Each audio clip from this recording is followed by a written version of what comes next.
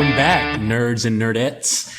It is your boy, Lloyd Parker, back at it again. I'm back in these episodes. I am joined today by the boys. I got Andrew Elias and I got Aldo Mendez with me. How's it going, man, brother?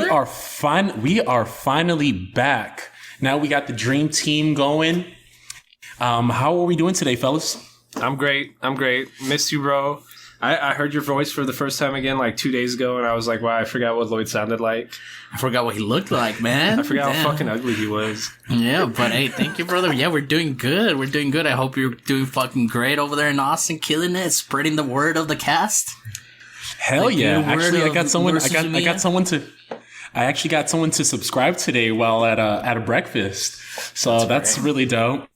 Alrighty, guys. So why does your audio sound so good? What are you recording on? Oh, I think this is a Yeti. I got that blue Yeti. Does it sound crisp? You like that voice? I couldn't let y'all have a good mic and not get myself a good mic, you know? Sounds buttery. That's all that matters. Heck yeah. That's what I like to hear, man. So today it is the 13th episode of Between Nerds. Y'all finally got me back this week. Let me see so this week we are reviewing Erased, which had won the poll, which included Berserk, Parasite, and Elfenlied. To start off with, I know my boy Ahmad made this recommendation, and I would like to say that this guy is a fool because apparently he had recommended the wrong anime. And I was expecting a very gory anime, and it turned out not to be that way. It was more of a drama, but it was still a really good anime. What did you guys think? You're speaking about Toast, right? Yeah. I saw that he did one Erased under. So you're saying he messed up and he was talking about another anime? Yeah, so he had to message me and he told me that he pretty much messed up and recommended the wrong one. And I believe the one that he was trying to recommend was, let me see here, give me a quick second, Another. So what is Another? You know what? I have no idea. That's one I definitely haven't watched. But he told me that that was the one that he actually wanted to recommend, but he got both of them mixed up. So it's whatever. I think it was a pretty good anime to start off with this October. It was definitely very. We haven't had a murder mystery yet. Yeah, exactly. We didn't have a murder mystery yet. So this is the first. To start off with, I'd like to say that I liked it for what it is. They do a great job trying to keep well, actually, no, I take that back. They don't do a great job keeping the mystery because I kind of had it figured out, say 4 episodes in. Before you get too far ahead, I don't mean to cut you off, but can we plug some of our promotions for the month first? The housekeeping. Oh yeah, absolutely. Oh yeah. So go ahead. No, go. So what are our plugs? What's going on this month?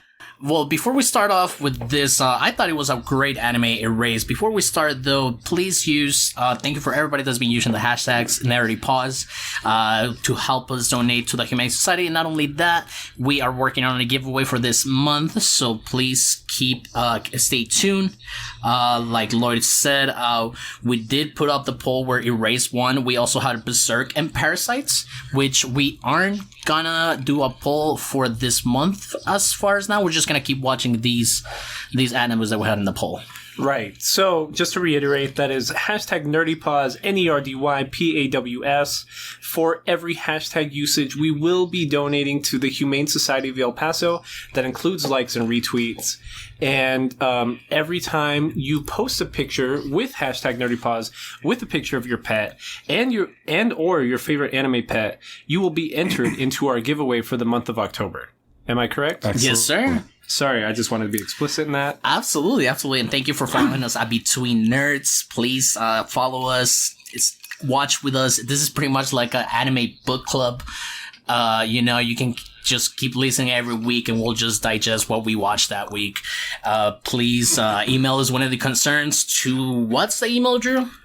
please email us comments, questions, or concerns to betweennerdspodcast@gmail.com. That is BETWEENNERDSPODCAST@gmail.com.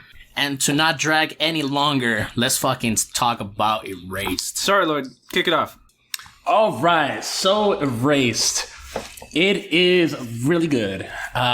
So our main protagonist is Satoru Fujinuma, correct? Yes, sir. Sir. And I think he's a pretty cool guy, man. Straight off the bat, the first episode starts off with him.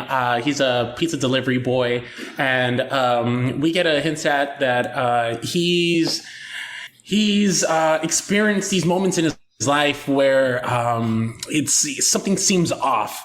So, in which way they portray it as sort of like a glitch in the Matrix, almost, and that kind of like it triggers him to kind of like figure out what's going on around him, because usually whenever that happens, something bad goes, something bad happens. So in this case, while he's driving his little pizza cart on a way to delivery, he gets that like little glitch that happens, and he starts looking for what's going on. Tries to look at possible situations that could lead to something bad. So this one turns out that a truck driver ends up falling asleep, and there's a little kid crossing the street, and Satoru he sees him, so he tries to stop the guy and jerks it, and he saves the little boy, but ends up GGing. Yeah, and not so very specific on how how many times he has experienced this. Like somehow he just knows that when this weird feeling happens, something wrong is going to happen around him. They call it revival. And and this is not the first time he experiences. And as the first time's watcher, and I didn't even know about the manga. It caught my attention really quickly, and it's something that I see a lot with these 12 episode animes. As for episode 1, but before even the supernatural stuff, the setting they try to describe with him is that he is a 29-year-old loser who has failed in his career and is working at a dead-end job, which I don't know if you feel like you know what you're doing in your 20s, like good for you, because me at 27, I sure as hell don't know what the fuck I'm doing. So I like the first 15 minutes felt like it was just written about me. I was like, yeah, that's right. And the whole thing starts off with him being rejected as a manga writer. A mangaka? How do you pronounce that, Lloyd? Mangaka? Mangaka. I don't know, man. I think that's manga. What you would. Yeah, I think that's how you describe like if your profession's like a manga writer. Yeah. So like Lloyd was describing, he has revivals. He sees we don't know we don't know if it's a literal or like a metaphorical blue butterfly passing through his field of view, and that means something's off. That means he feels the glitch in the Matrix. And he knows that something's out of the ordinary that he's going to have to fix. Yes. So he just kind of goes into like a looking around kind of state. And yeah, doesn't he wake up after the crash? Right. So the way the revivals work is he'll go through the scenario one time, see what goes wrong, and then it's called revival because it'll revive him back to the beginning of that instance. So with this semi truck that's going to hit some children, he watches that happen. Like it happens one time. Like he fails at stopping these children from dying, but then it resets him to the beginning, and then he has to look around him at the scenario and see like, what can I do? What can I grab? And so with the semi truck, he rides up in his little moped and tries to steer the steering wheel because the driver of the truck had a heart attack or something like that. Yes. He passed out while driving. Yeah. And he is able to save the children, but he gets hurt himself and wakes up in the hospital. Yes, wakes up in the hospital. And what they appear to introduce you to Ari, like they're like very, like they're distant coworkers. Like, they're not cool coworkers. Like they work together, but they're just coworkers. They just do small talk. They've never had a real conversation. Yeah. And she's at the hospital room, You know, when he wakes up or something like that. Yeah. She's like the first person that he sees, and he ends up being a bit surprised because he's like, "Well, what the hell are you doing here?" You know? Yeah. Because like you were saying, they're distant coworkers, so that's not something that you expect, especially since we know we're familiar with the Japanese culture, and for someone to just show interest like that, like it's very personal. It's strange. Yeah, it's very personal. They're really private. So it goes on from there to pretty much him going home, and he finds his mom being there, cooking up some dinner. So this is the first time we get to see his mom, and honestly, I really want to go into this, but she is literally my favorite anime mom ever. You know what? She's really cool. That thought did cross my mind. Dude, she is so badass. Like, she always seems to say the right things at the right time, be at the right place at the right time. And we see that throughout the episodes. But here, she tells him, you got really hurt. I'm gonna stick around and, I'll cook for you and all that good stuff. Well, bringing it back ahead. to like the first time they introduce her, we had some comments between us about her character design, because in the anime and the manga, from the models I was looking at, she's drawn with like really big accentuated lips, and the very first scene she's in the anime, he describes her, even though she's like in her 50s, as being still looking like she's in her 20s. So they're trying to describe that he's got a hot girl mom, and for sure. But she's real with her son. You know what I mean? Mm-hmm. Even when we get flashbacks later on that we'll describe, she's really down to earth with her son. Like, she never treats him like a child. She's always just like her best friend. Mm-hmm. Like, she always treats him like another adult in the room. Absolutely. And a lot of the flashbacks really show just how deep and how well connected their relationship is. Like, they have a super solid relationship. It's just him and his mom. And she's snatched. Yeah, she ends up returning, and she's like, "Oh, I'm gonna be staying here to take care of you." And somehow, Airi, is that her name? Airi, she somehow she gets invited to have dinner. Okay, this is a very important part of the plot. So this is one of the discrepancies I was reading up on between the anime and the manga. So in the anime, it almost seems weird that like he's 29, Airi's 17.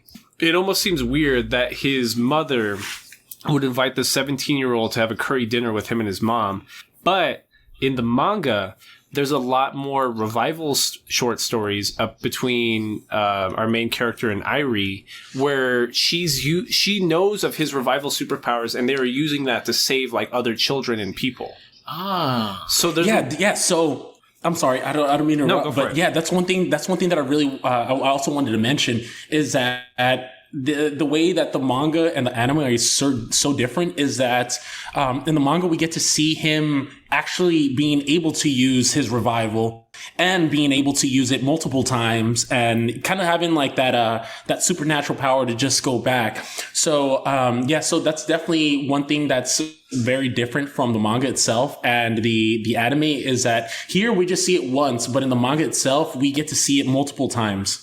It's a lot more active described. Like, he can use it as an actual power as opposed to just the universe fucking with him and just deciding when to reset him. Yeah, definitely. Yeah, because even in the anime... I'm sorry. Even in the anime, they... I tried to trace back the revivals to to just put shit together. But even... It feels very lacking if it's gonna be like a power, you know? Like, because in the anime, it just seems like the universe is fucking with you. Yeah. It's crazy. And that's where that blue butterfly kind of comes into play. So that kind of like that's where he gets that glitch, and he thinks that something's wrong. But like in the manga, it's kind of the same way, but he's able to actively just use that to like save other kids. Wait, before I forget this point. Okay. Before I forget this point. So like even in episode 1. It's really implied that his mom's trying to hook him up with the 17-year-old because she knows her son's a loser 29-year-old failed mangaka. And I know we talk about this every episode about age and relationships in Japanese culture, but why the fuck would a guy that's almost 30 be mildly interested in a 17-year-old girl? That I do. Well, Even the mom's in on it. Like, it's not I like... know. Well, she's down. She's trying to put her boy on, you know? Yeah, I don't But know my about guy- but Japanese. she's- my- I don't know about Japanese culture, bro. She's a child, though. Dude, I don't know what to tell you, man. They tend to already like have the marriage planned out when they're young. Children, So I children don't, are at war right now, shooting guns as well. So I guess so. you know Yeah. what I'm saying? But, It's all fucked up. What were you saying, Lloyd? Yes. So like moving along, when before she invites the girl over, we get to see the first glimpse of the killer, right? So Satoru and his mom end up going to the grocery store, and of course there's something off. So not necessarily is there a glitch, but the blue butterfly pops up. And they're leaving the grocery store. He's looking to see what's going to go wrong or what's going on around him.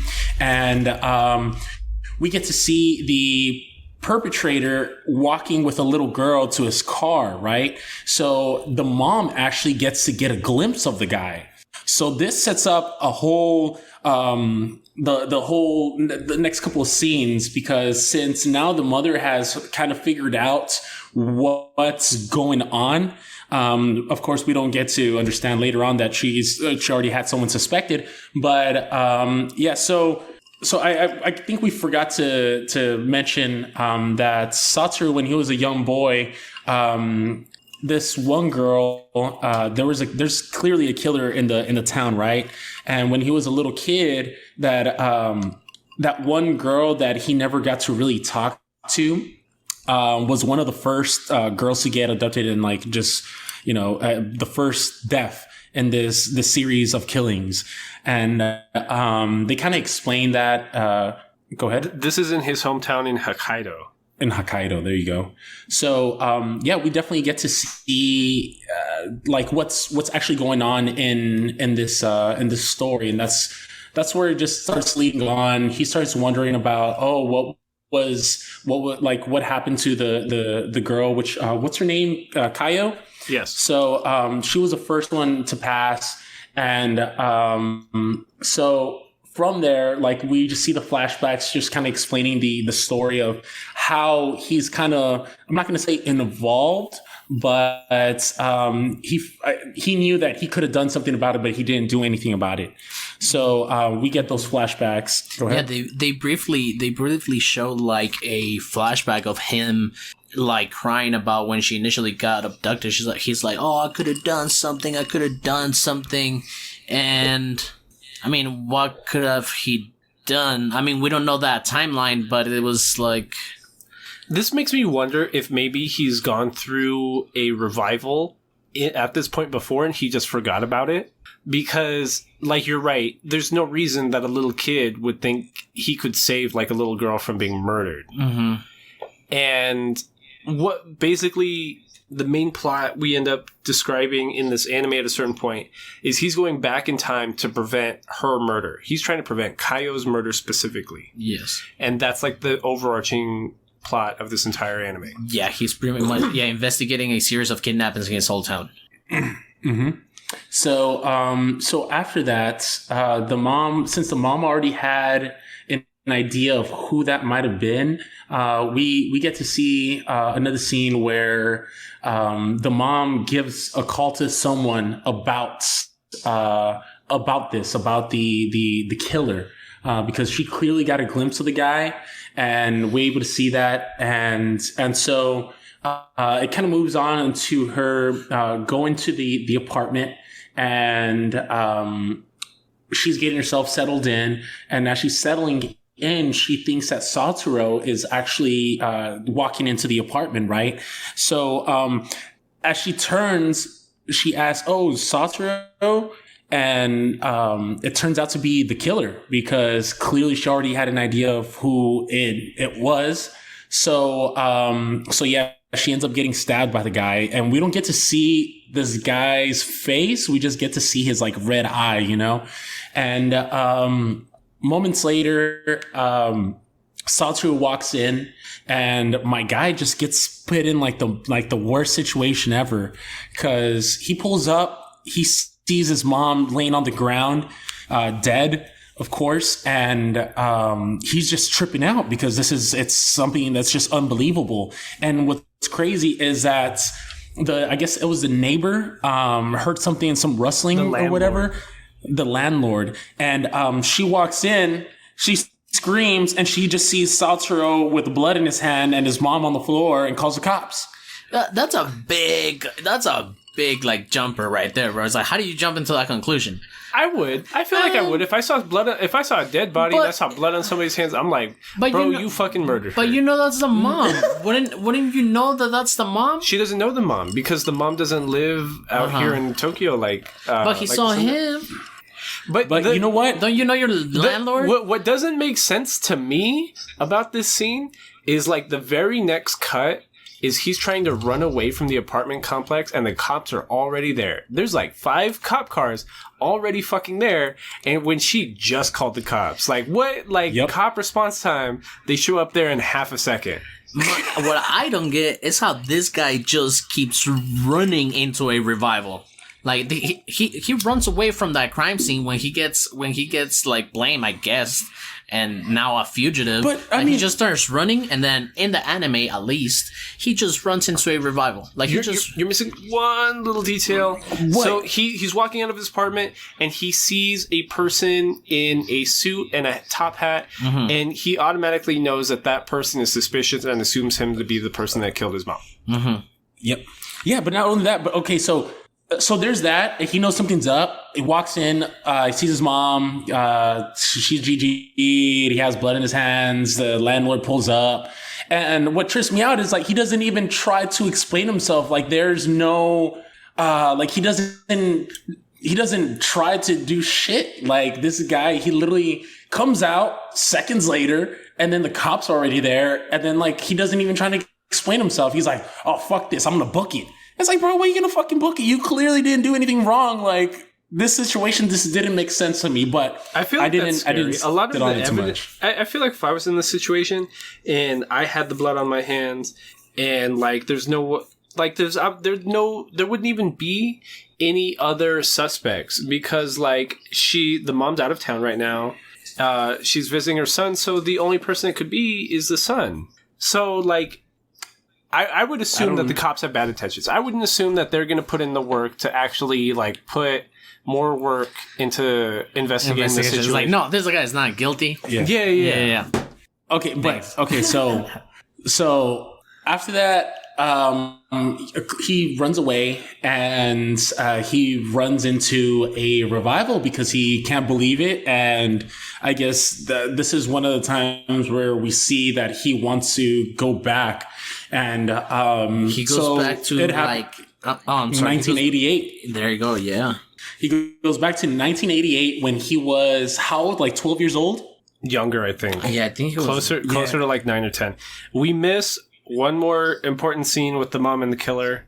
So the mom goes grocery shopping to try to make curry for him, and he has a revival outside of the grocery store because she sees a little girl being held by the hand in the parking lot by a creepy looking dude, which doesn't look nothing like Yashido. I did mention that. That's when the revival with the revival, and then the girl, and then that's where where the mom gets a glimpse of him. That's what I was saying. I'm sorry. But no, you're fine. Fuck, that doesn't. I don't know if you guys remember on the anime that character did not look like Yashido's kind of profile. Way to spoil it. Well, what do you mean? We hadn't even talked about who it was yet.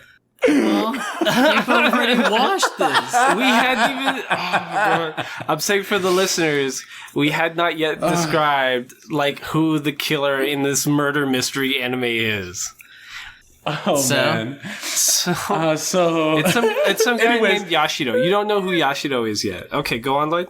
So, episode 2 is him going back to his elementary school and walking into class, and my guy clearly has the subconscious. He has his memories of his 29-year-old self. So he's super confused. He's over here. He's walking into class trying to figure out what the hell's going on. Like, who are these people? Like, where am I sitting again? Like, where do I sit? And everyone's just looking at him. I'm like, you good, bro? So this is where shit starts getting a little bit weirder, because my guy clearly doesn't know what the fuck's going on.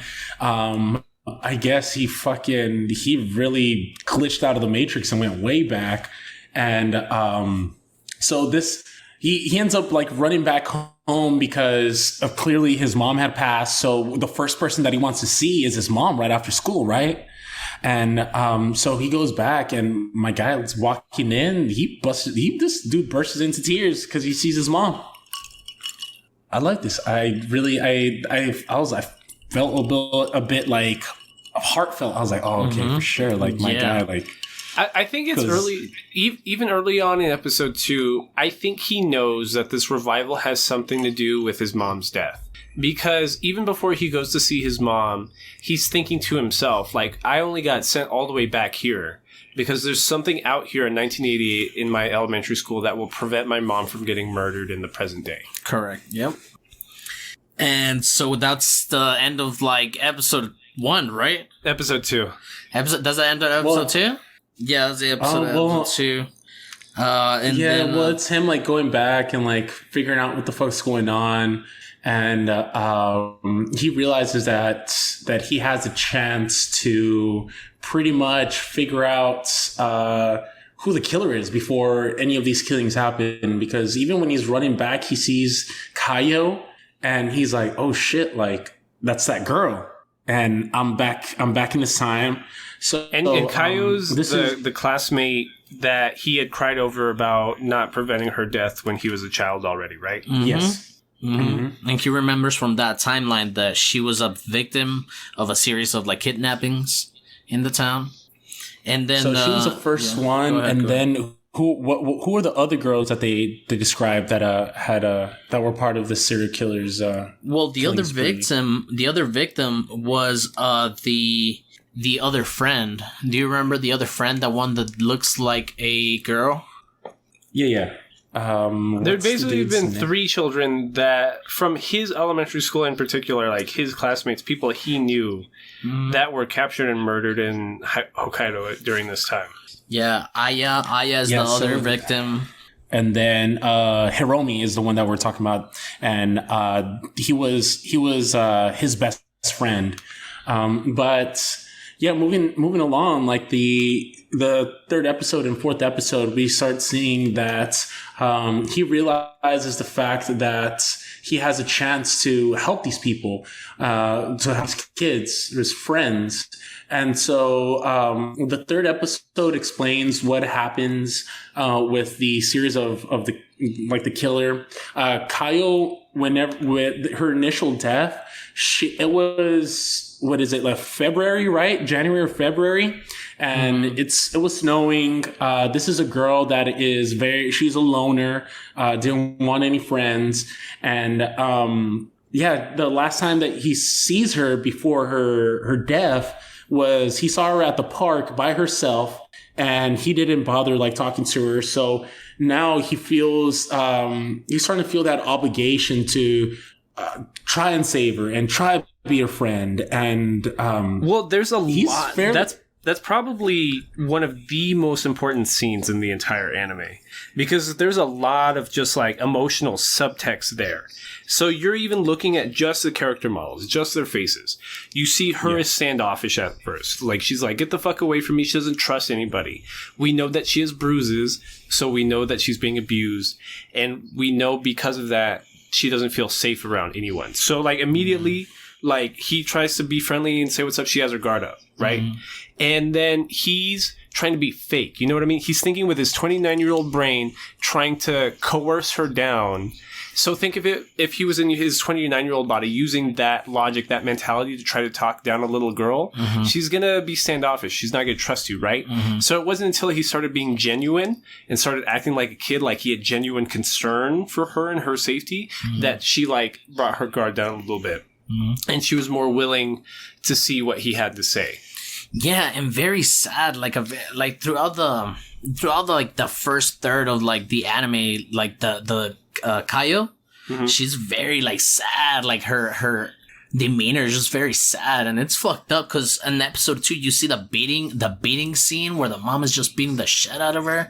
That's just fucked up. And like this little girl is just she's being late to class. Specifically on Monday, because her mom is beating the fuck out of her, and like during the weekend, like it's so weirdly sad. And not only that, but we see that like not only is she getting beat, but then like the mom the mom does the utmost to make her look nice, so people aren't like thinking, oh, something's going on at home. So she pulls up to school looking nice and whatnot, but she's still, like you said, she's got bruises and whatnot.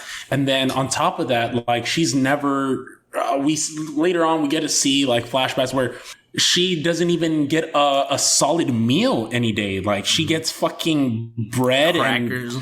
and crackers and fucking $3 to like have a meal, and it's fucked. So like that third, fourth episode, they have kind of like she accepts his relationship, that he's, she sees that he's trying to make an effort. So they quote unquote, try to be friends, and he's trying to gain that Trust. He's trying to get that trust from her. And one thing that he does say is that, Kaio says, is that one thing that we do have like both in common is that we're both liars.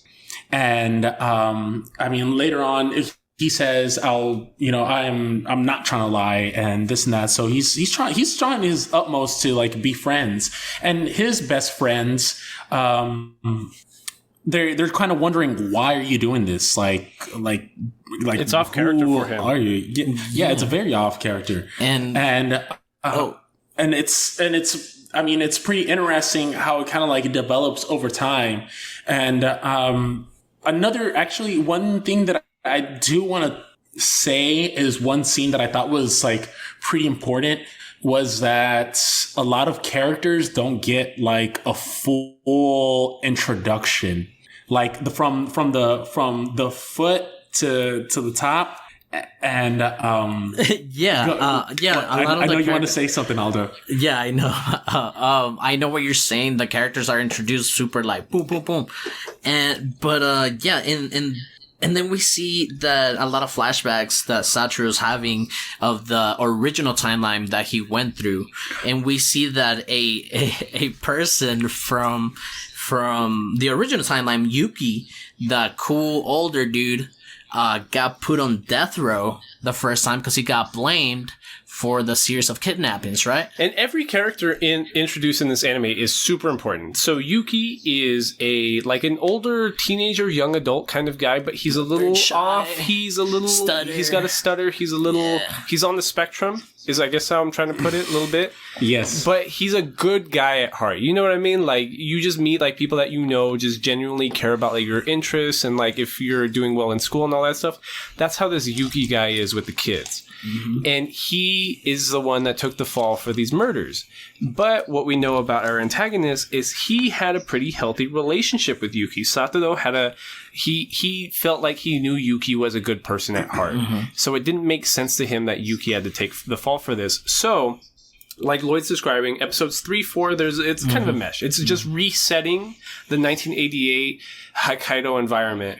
And it's just, so he's going to visit people. So he goes to visit Yuki because he hasn't seen Yuki since he got convicted of the murders and went to prison, right? Mm-hmm. So he goes to make sure he's okay.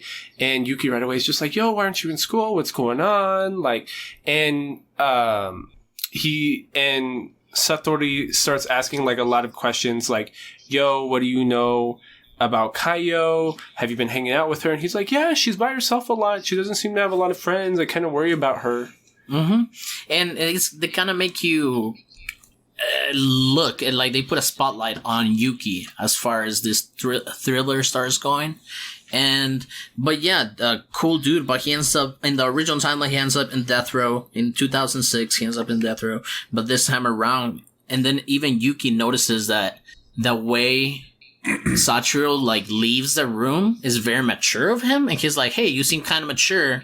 And he's, because he's his fucking 29-year-old head. One of the funniest parts about that like I really enjoy about this anime was, even though it's a 29-year-old's like mentality in an 8-year-old's body, his physiology at 8-9 years old cannot compete with his 29-year-old brain. So he'll be having these big complex thoughts and trying to think through a situation, and he ends up saying what he's thinking Out loud, because his child physiology cannot keep up with his brain, right? Super brain, yeah. So he like short circuits and starts talking out loud exactly what he's thinking.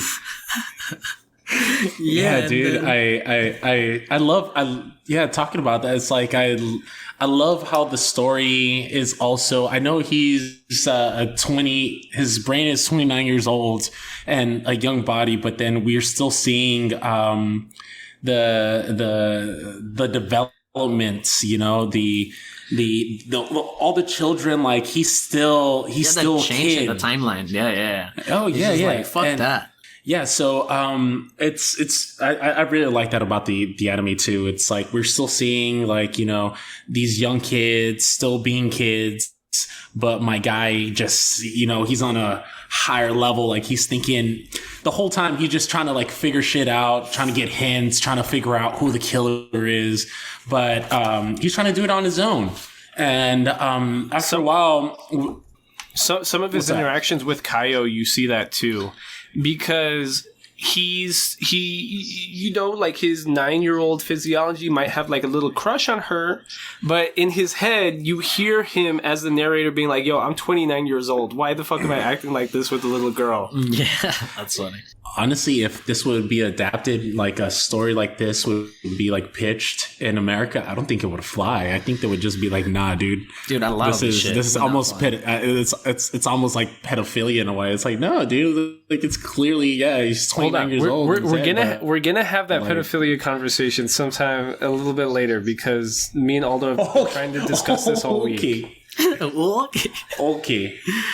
But you're right. Then so Sachiro has this. Okay, what do I know? Okay, I remember Kaio went missing on March the 2nd, I believe. Yeah, I know it was before March 2nd because she still had to have been like 11 years old, Yes. which means it was before her birthday. Correct. Which means that like she got murdered sometime before that. So, and we're only when he jumps in, it's like February, like 22nd or something. Like he's got like all of 2 weeks to solve this girl's murder. Yeah, it's and February prevent it from 29, happening. I think, or something like that. Yeah. Really? Like he's got like a week. Yeah. And So go ahead, Lloyd. And like on the third, I think it's the third or the fourth episode, like he's really trying to like be friends with Kaio, right? So he tries to go look for Kaio, and this is one of like I think it's like the third episode where we actually get to see that, he goes looking for her, right? And so he pulls up to her house because they're pretty much like neighbors, like she lives down the block, and Sachiro finds her in a shed. So he's looking for her, then no one responds, and like he sees some footsteps and they lead to the shed. Her backpack's outside, and we see her in the shed beaten up, bro. Dude, and then it cuts over to her mom trying to drown her ass, like putting her ass into the sink with full of water, and like she's just beating her, and it's like, and then the guy is like, just don't kill her. The fuck? Bro, I was so furious. Like, looking at this shit. Finds her in the shed, tries to help her. The mother confronts him and is like, yo, you need to fucking leave.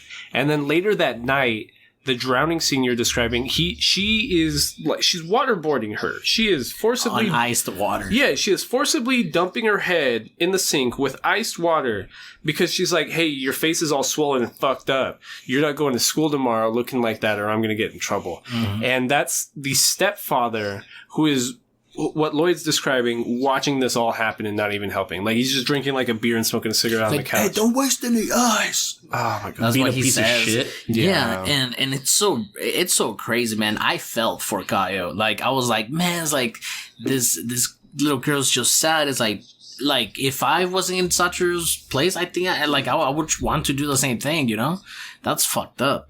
But him knowing what he knows in the future is the only reason he found this out. Correct. He actively went looking for the abuse. Mm-hmm.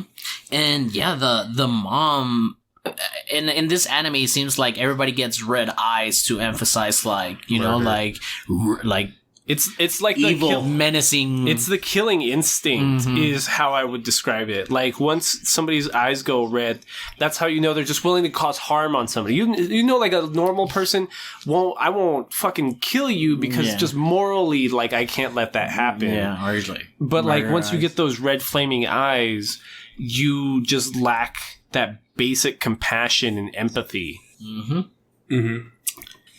So then, so where does it go on from there? Like the fifth, they go into the birthday party. Sixth episode. So the mom mentions that he remembers that the mom had mentioned the birthday party. So he's like, "Yeah, let's fucking do a birthday party." They do a birthday party, but this time he asked Kaio to go to the birthday party, and then Kaio asked the mom, and the mom was about to beat the shit out of Satoru before the mom came in. Yeah. Yeah, and I thought it was pretty cool. Like, you know, like you said, best mom. You know? Yeah, and it's because that's like that's her little man, you know what I mean? That's her little king. Like, she's a single mother raising a boy in rural Japan. Like, I can't stop, and I really want to emphasize how much I fucking love her, man. She's always there at the right time, says the right things. She is the best mom. She listens, and that's like the craziest part because, like, if a normal kid started acting all weird and sporadic and started talking a bunch of nonsense about some girl is gonna die or something, a lot of parents would just blow that off, right? And be like, shut the fuck up. You're like an 8-year-old kid. You're just talking nonsense. She takes the time to, like... Take your Adderall. Yeah, she just takes the time to, like, internalize it and be like, honestly, there might be something to this, so it might take a little bit of investigation. Yeah. And, and then...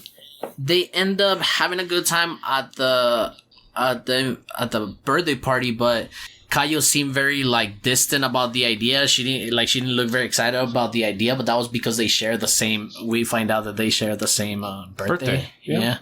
And then the next day they invite them to the science demonstration or a science. It's like a museum. Museum kind of thing. Like an aquarium and like a little science projects for the kids. And he starts remembering that was the first time he actually interacted with Kaio on the initial timeline on his what had initially happened to him. Right. And he meets up with his friends, but this time was different because the friends met up with them. It was a whole thing, so it was a good omen for the future kind of thing. Oh, you know what? One of my favorite scenes, which is probably like I think it's like the 4th episode, is when they're looking for when he's in class and they're looking for the lunch money. And there's they introduce that one girl, I forget her name, but one of the girls says that Kaio stole the money because she's poor and she never has money and this and that. And Sato actually stands up for her. I didn't think this was going to go, I didn't think it was going to go this way. And he stands up for her and he fucking pounds his fist on the table and he's like, no, she would never do something like that, and so on and so forth. And the teacher reminds everyone, hey, well, Kaio was actually helping Satoru collect the money, so it only makes sense that, you know, she has money because she ended up having the money. But clearly it was like a plot against her to make her seem like she's a thief. Right. And then this teacher that stands up for Kaio, what's cool about him is he seems level-headed because our protagonist will even go up to Mr. Yashido and be like, yo, she's being abused. Can we do anything about that? We need to help her. And he being the adult in the room, basically already says, like, yeah, I already thought of that. I already called CPS. Like, obviously, she's absent school every Monday, and she keeps showing up with bruises. But we find out that the mom is avoiding CPS at all costs. Like, every time they show up to the house, she's like either not answering the door, or she's already like out of the building so that they can't apprehend her. Mm-hmm. Yeah, definitely. And what's another thing that I wanted to say? She tells, I know they have an interaction, Satoru and Kaio, where she pretty much says the town without me, which is the Original title. The actual title for the manga, which is Bakudake ga Inomaki. And so that's pretty much what it means. And this is one of the scenes where they're actually bonding with each other, and like this is where we start seeing more trust between them, and they start she definitely trusts him now a little bit more. Yeah, to me, for the friend's interaction with the mom, with Satoru's mom and Kaio's mom, I think Kaio's mom kind of got a little bit more lenient, and he got a little bit more access to Kaio. And he kept going to her house earlier in the morning just to make sure, even the night that she goes missing, he cannot go to sleep. And he goes and checks up that nobody's around her house or something. He goes back to his house, but he doesn't even go to sleep because the next morning he's just there so early to make sure that she's okay. Mm-hmm. And they buy the fucking, for the party, like all the stuff for the party, which is the same. He remembers that the first time around, he wasted the same amount of money for his birthday, but there was a lot of leftover sandwiches, and this time he has his friends around and stuff. And well, so he goes through this situation twice, right? Because after episode 5, he invites Kaio over to his house for his birthday party. They spend it with his mom, and then he thinks everything's okay and that he's in the clear. So then he goes back to 2006. This is episode 5, Gateway Transcription. Okay, yeah. Mm-hmm. And then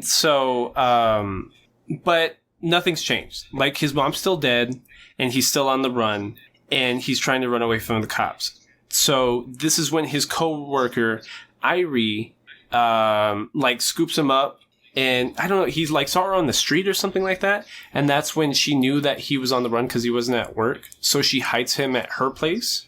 Mm-hmm. And basically they're hiding out there, and that's when they're hiding out at her parents' place, and the building almost burns down.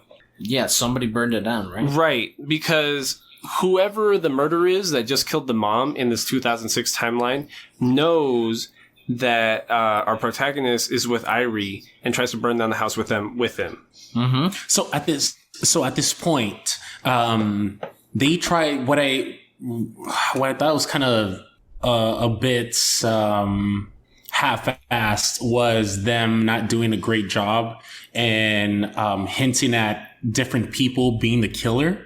Uh-huh. Because like we were talking about the red eyes, we really don't know who the killer is, but honestly, dude, like right out of the bat, I already had an idea who the fuck it was, because the killer's always wearing the same fucking clothes, dog. Yeah. So I know we get to see the red eyes with the mom, and then they try to make it seem that it might be Yuki, or it could probably be the dad, should I say the stepdad, Kaio's stepdad, or Kaio's mom. My understanding is they don't really. Yeah, well, my understanding is that's one of the tonal shifts between the manga and the anime. Because although the anime that we watch tries to portray it as a murder mystery, in the manga, it's so obvious that it's not even a murder mystery, it's just more of a thriller. Just trying, like, we already know the end point. It's more of the thrill of trying to figure out how we get there. Because even in the opening sequence of the anime, like the opening theme song, the OP, we're shown a split-second screen of like a lineup with the blackout eyes of the mom and the teacher. Yes. So that's how we know from the very beginning that these are the people we should be looking out for. It's Yashiro and Miss Hanizuki, because in the beginning sequence they're already they're already suspects. And staying with the opening sequence, honestly, the entire plot of the anime is spoiled in the opening sequence. You just don't have context for it, which is why I like anime openings so much. There is a scene with Satoru at the school, and you see a rush of water, which explains something way deeper. And there's another scene of somebody on the roof shooting at him, and he's in a dangerous / precarious situation. But it's like a half second, like split second sequence of the opening. If you pause it at a certain point, there's a glass reflection around the bullet next to Satoru, and you can see the reflection of who the killer is. Like nobody, and they don't do a great job to like keep it a mystery. Like it's. Well, what I'm saying is it's clear. What I'm saying is it's not that they're not doing a good job. It's just that the theme translation might have gotten mixed up in the anime being made, because it's not actually a murder mystery. Like in the manga, we would know the entire time who the killer was. Yeah. Oh yeah, absolutely. Like I figured it out like the fucking 4th, 5th episode. Mm-hmm. And this is something that I wanted to talk about earlier, is whenever they introduce important characters, we always see from like the feet all the way up to the head. Oh, I forgot about one of the main ones, and they do that at least like 5-6 times. So one of the main ones, we know right off the bat, this is the guy, the killer wears a fucking suit. Who the fucking else wears a suit? Who else is always wearing the same shit? Yeah. And that's why I thought it was fucking retarded, man. Like, well, the thing about Yashiro, who Aldo already spoiled is the killer, Yashiro is the only adult male ever introduced. Like, ever, besides, like, the coworker who we have, like, 30 seconds of screen time for. Like, the only adult guy ever introduced in the 1988 timeline is Yashiro. So it has to be him. Yeah, of course, it's fucking him. Like I said, he's like the only one of the only males. He is the only male that gets like a full introduction. Like I said, and if anything, it's probably the reporter friend from the mom's reporter friend that she used to work with that is later on introduced. That is probably introduced in that manner as well. But my guy isn't wearing a fucking suit in the introduction. Like, okay, so in the OP, they do show the teacher and the whole whenever they're young, the whole 1988 flashback or that timeline. He is literally the only male that is always wearing a suit. They make him seem like a good guy. Right. So it's like they want you to think that he's a good guy and he comes off as a good guy. But later we get to... Yeah, you're right. Ahead. And over here in episode 6, though, when he goes back into 2006 the first time, that's when he meets the older version of his mom's coworker, who's the reporter. And he starts presenting documents that show exactly what happened to Hayo in 1988. So Satoru is shown the police report of how Hayo died. And it's really freaky because, so what we know about Hayo is that she gets abused by her mom and gets left in the shed. Mm-hmm. So the police report basically says that whoever the murderer was found her in said shed, took her into a freezer, sprayed her down with water bottles so that she'd freeze faster, and then after she died, threw her back in the shed. Mm-hmm. At that point, the mom found the body thinking that they killed her, right, for leaving her outside. Right? Wouldn't they think that? Yeah, this is where I want to have the uncomfortable conversation, Aldo, because we've been trying to figure out his motivations, the killer's motivations, this entire time. All week is basically what I'm trying to say. Through text, we've been trying to have this conversation. And as for the murder and the reason for the murders, I don't find it sexual in nature, but you had originally said that you wanted to call it pedophilia. I would call it pedophilia because not just because it wasn't in there and stuff like that. I mean, it has to be some kind of factor for the anime since it's too different from the manga. So I think they insinuate this other fear factor other than the one in the manga that we know that he's actually the killer. So the kids being sexually assaulted is another layer of fear that we need to have as an audience compared to the manga, is what you're saying? I guess so. I don't know. Okay, well, here's my thing Because on that's why... pretty scary because you're a kid and then he's just fucking hunting kids and... Well, here's my thing And on then why I wouldn't consider his motivations pedophilia. Because we've already described that it's Yashiro, the teacher, who's the murderer. And I don't find it as pedophilia because it's not sexual in nature. Like, yes, he is a sociopath. He is preying on children he sees as vulnerable and that he sees as being exploited by either their peers or their family to a point that he feels like he can take advantage of them and kill them without being caught. With that being said, when he goes back to 2006 for the first time after the first revival back to 1988, and he's viewing the police report, it describes her entire murder, and there's no mention of sexual assault in there, number one. Number two, I don't think you're doing it on purpose, but it feels like you're cheapening his motivations. Like I described, he's a predator. He is preying on the outsiders in the pack that he can pick off without being caught up himself. And yes, that ends up being hurt and damaged children, but I don't think he views it sexually, which is why I would not consider it pedophilia. Yeah, and I mean, I know what you're talking about. A psychopath is going to look for a weaker, smaller victim and stuff like that. Mm-hmm. But, I mean, you see some other killers, I mean, unfortunately killing, women or smaller males and stuff like that, And it's about dominating them. It doesn't feel like a sexual thing. Yeah, but just like the candy, them being kids. Oh, go ahead, Lloyd.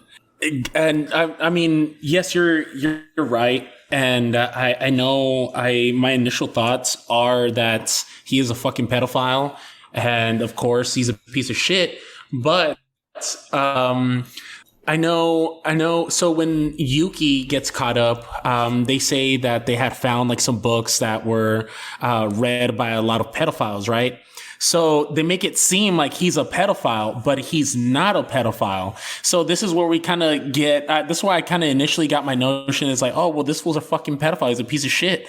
And you're definitely right, Drew, that that he's not a pedophile and he shouldn't be viewed that way, because later on, there's a part where he actually explains his intentions and where these sociopathic thoughts came from.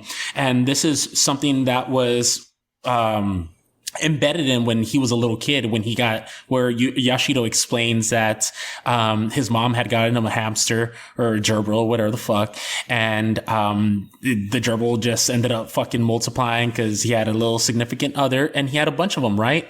So what he ended up doing, he ended up putting them in a fucking jar full of water and just watched them die, and he got off to that. And there was one hamster that was able to survive, that was, holding on to a thread of life that he had, and he ended up keeping that gerbil. Right. And okay. So first off, you're completely right. And the lack of empathy or the willingness to commit harm against animals is one of those traits of a sociopath that you even see in Western medium. Like, you see that in every Halloween movie. You know what I mean?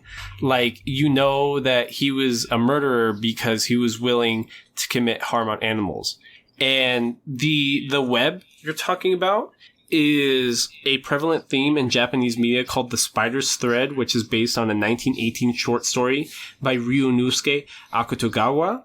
And it's basically exactly what you're describing. Like, he is viewing a primordial thread connecting everyone to some kind of destiny, and he sees that destiny or ending as falling victim to his murdering tendencies. can you elaborate a little bit more on that story, because that story explains the main one of the main characters holding on to the thread, and they pretty much explain that the guy is put into hell, and there's a spider thread that he's able to like climb up, and it gives him that like sense of hope that he's able to climb out of hell, and until it gets snipped and he drops back into hell. But No, I know I just explained it, but You completely described it. So it is a Buddhist literature. It's Buddhist philosophy, basically. So basically, the Buddha he's meandering and he's in meditation one day, like every Buddhist story starts. And it's basically this story where exactly what you described. This guy, he's being hung by a thread, and he is condemned by his own self-actions and so concerned with himself that that's what cuts the spider's thread. That's what cuts the web and, like, lets him die, like, Pretty without much. going on to paradise, which is why it's a Buddhist theory, because that's how he couldn't go on to paradise. He was so brought down by his worldly wantings and his worldly self-centered needs that prevented him from going on to paradise. Yep. And so yeah, that's his whole that's like the ethos for the killer, and why he continues to do these killings and prey on these little kids, because they're so vulnerable, and he loves seeing these young kids struggle for their life. And it's so easy for him to have control over that. That's like I said, that's why he preys on them, and you hit that's the why they're nail on all the head, little bro. kids. Like that's exactly what I was gonna say, and like you put it in such good context, because and that's what we know about killers. That's why even a killer would kill animals, because they see them being as above them, as bigger than them. And like if you see a little kid kill like a small bird or animal or something, he's just preying on easy victims at that point. you know, like oof. Yeah, like that's really creepy, bro. Like. Yeah, and like I said, and so it just goes on. The whole story just goes on like that, and that's where we get to see his true intentions and why he does it. And yeah, Yashido likes to play the god, or should I say, he wants to be deaf. And that's literally all. He kind of explains that's literally all he really lives for. Is seeing these people try to stay alive, but him having the power, that's just what gets him off. Well, we know that that character of death is important, because Satoru, as when he was a mangaka, his main story villain was about death, was a Shinigami, was a skull-clad Grim Reaper figure, right? Mm-hmm. And that theme, that character, is not only present in the OP, which lays the theme for the whole season, but the idea of death as a character, as like a character with intentions and being, stays prevalent throughout the whole anime. Yeah, definitely. And yeah, man, I think that's one thing that really made it a bit more interesting. Pretty much like the whole story. And yeah, Yashido just finds ways to put the blame on someone else. And later we start. So the second time around, he goes back to 2006. Hold on. You were right. Yeah. And I want you to expand on that point. You were talking about that Yashido is able to blame his murders on other people, as people that are innocent, but the reason why he's gotten away with it so far is because he's able to label them as predators or something like that. So in the main line, we know the original timeline, it was Yuki, right, that got set up to be a murderer for Kaio and the rest of the little girls and children, right? Mm-hmm. And there's a scene the first time that Satoru goes back to meet Yuki, that there's, you know, he's a young adult. I think he's applied to be like 18, 19 years old. Mm-hmm. He's got like nude Playboy mags like in his room, right? Mm-hmm. And he's like ashamed that they get pulled out in front of child Satoru, which him showing shame shows that he isn't a predator in my eyes. You know what I mean? Yeah, like it's concerning. It's like, oh shit. Yeah, it's like, oh fuck, you're like a little kid. It's a little like, kid. Don't look at that. Yeah. And which is why Satoru, the first time, very much wanted to see Yuki because he knew him not to be the real murderer of Kaio. Because he even fixed his alibi. Right? He Not fixed his alibi. Yeah. Like, he actually... Because he broke his window. So him breaking Yuki's window meant that the cops had to be called to Yuki's house. And he was going to put that scene. Right. So then at the time that somebody like Kaio would have been killed, he would have had an alibi because he was hanging out with the cops explaining to them that somebody broke his window. Because he even tries to push the mom to keep Kaio safe. Yeah, and it's wild because this guy is such a smart serial killer that he goes these extra lengths to stalk people. Say with like Yuki, he sees him hanging out with the kids, and later in the manga, like they explain that they saw Yuki talking to Airi, right? And it's like, oh well, of course he has to have some sort of relation with her. And the last time that he's seen is with Airi, and then a day later, that's where she ends up dying. And that's where he took advantage of those situations. And he's just, Yashido is just, he's so clever in the way he goes about things because he knows what to do. He knows people's schedules. He's been stalking all these people, and he does like the utmost to really, he's the last person that you think that would be the killer. Well, I think it's a lot of smart writing on behalf of the author, because a lot of the characters are children. There's a lot of like really tricky writing that he had to write himself around, and I think he did do it tastefully, which shows like what I think would be a good writer. It's not just about it being a unique concept about like a murder mystery with some sci-fi elements. There's very PC writing without it coming off as corny. Yeah, I agree. I definitely agree. But yeah, no, the writing is fucking clever. But like I said, I mean, it doesn't do a great job to really keep you wondering who the killer is. But as far as like it kind of becomes a game between Satoru and Yoshiro, because it's like they're both trying to of course, Yashiro doesn't know. He suspects that Satoru knows that he's the killer, and he's trying to do the utmost to like save these kids. But it becomes like a game of cat and mouse at some point. That's exactly what it ends up being. And so in the 2006 timeline, Kairi, the coworker, tries to hide him from the cops, and the building ends up getting burned down by said murderer. Their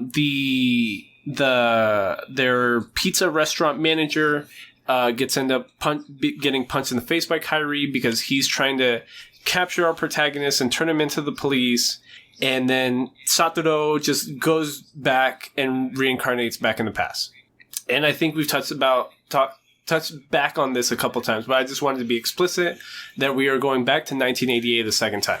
Yes. Yeah, that's where he actually gets a chance to actually save Airi, because even through his efforts, Airi still ended up getting killed. Even though it wasn't on the day that he expected, it was a different day. And as he came back, now he has another chance to save her. And now that's where we really see him really trying to reel her in and really trying to take him away from his mom. And then also, I really want to say that I'm a huge fan of his best friend, Kenya, because he is an intellectual.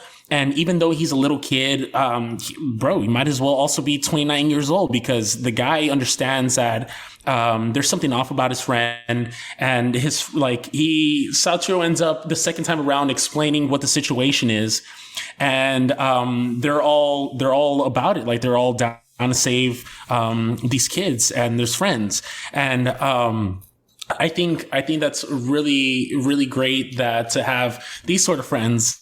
Like you guys are fucking great, and I'm sure that that y'all would probably do the same, you know. And that's why I really love this anime. It's like everyone, even though they don't have to be part of this, they make themselves evolve. Like they want to save these kids.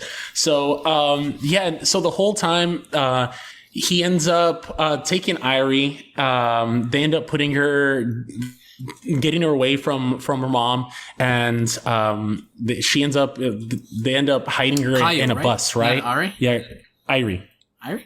Oh, yeah. Irie's the 17-year-old. Yeah, Irie's a 17-year-old. Oh yeah, Kaio. My bad. So so they end up putting her in the bus, and they pretty much She goes with grandma. her, you know? Yeah, she goes with grandma. Yeah, like yeah. There you go. the original lie that they did when she went missing. Well, the poster scene for Erase the anime is the scene where he basically hides Kaio for like 4 or 5 days on a bus, and it's her sleeping in the bus, right? That's what it. That's it's her sleeping on the bus on Satoru's shoulder, and it's super heartfelt because Satoru is able to get Kenya and all the rest of the guys involved to just protect this girl.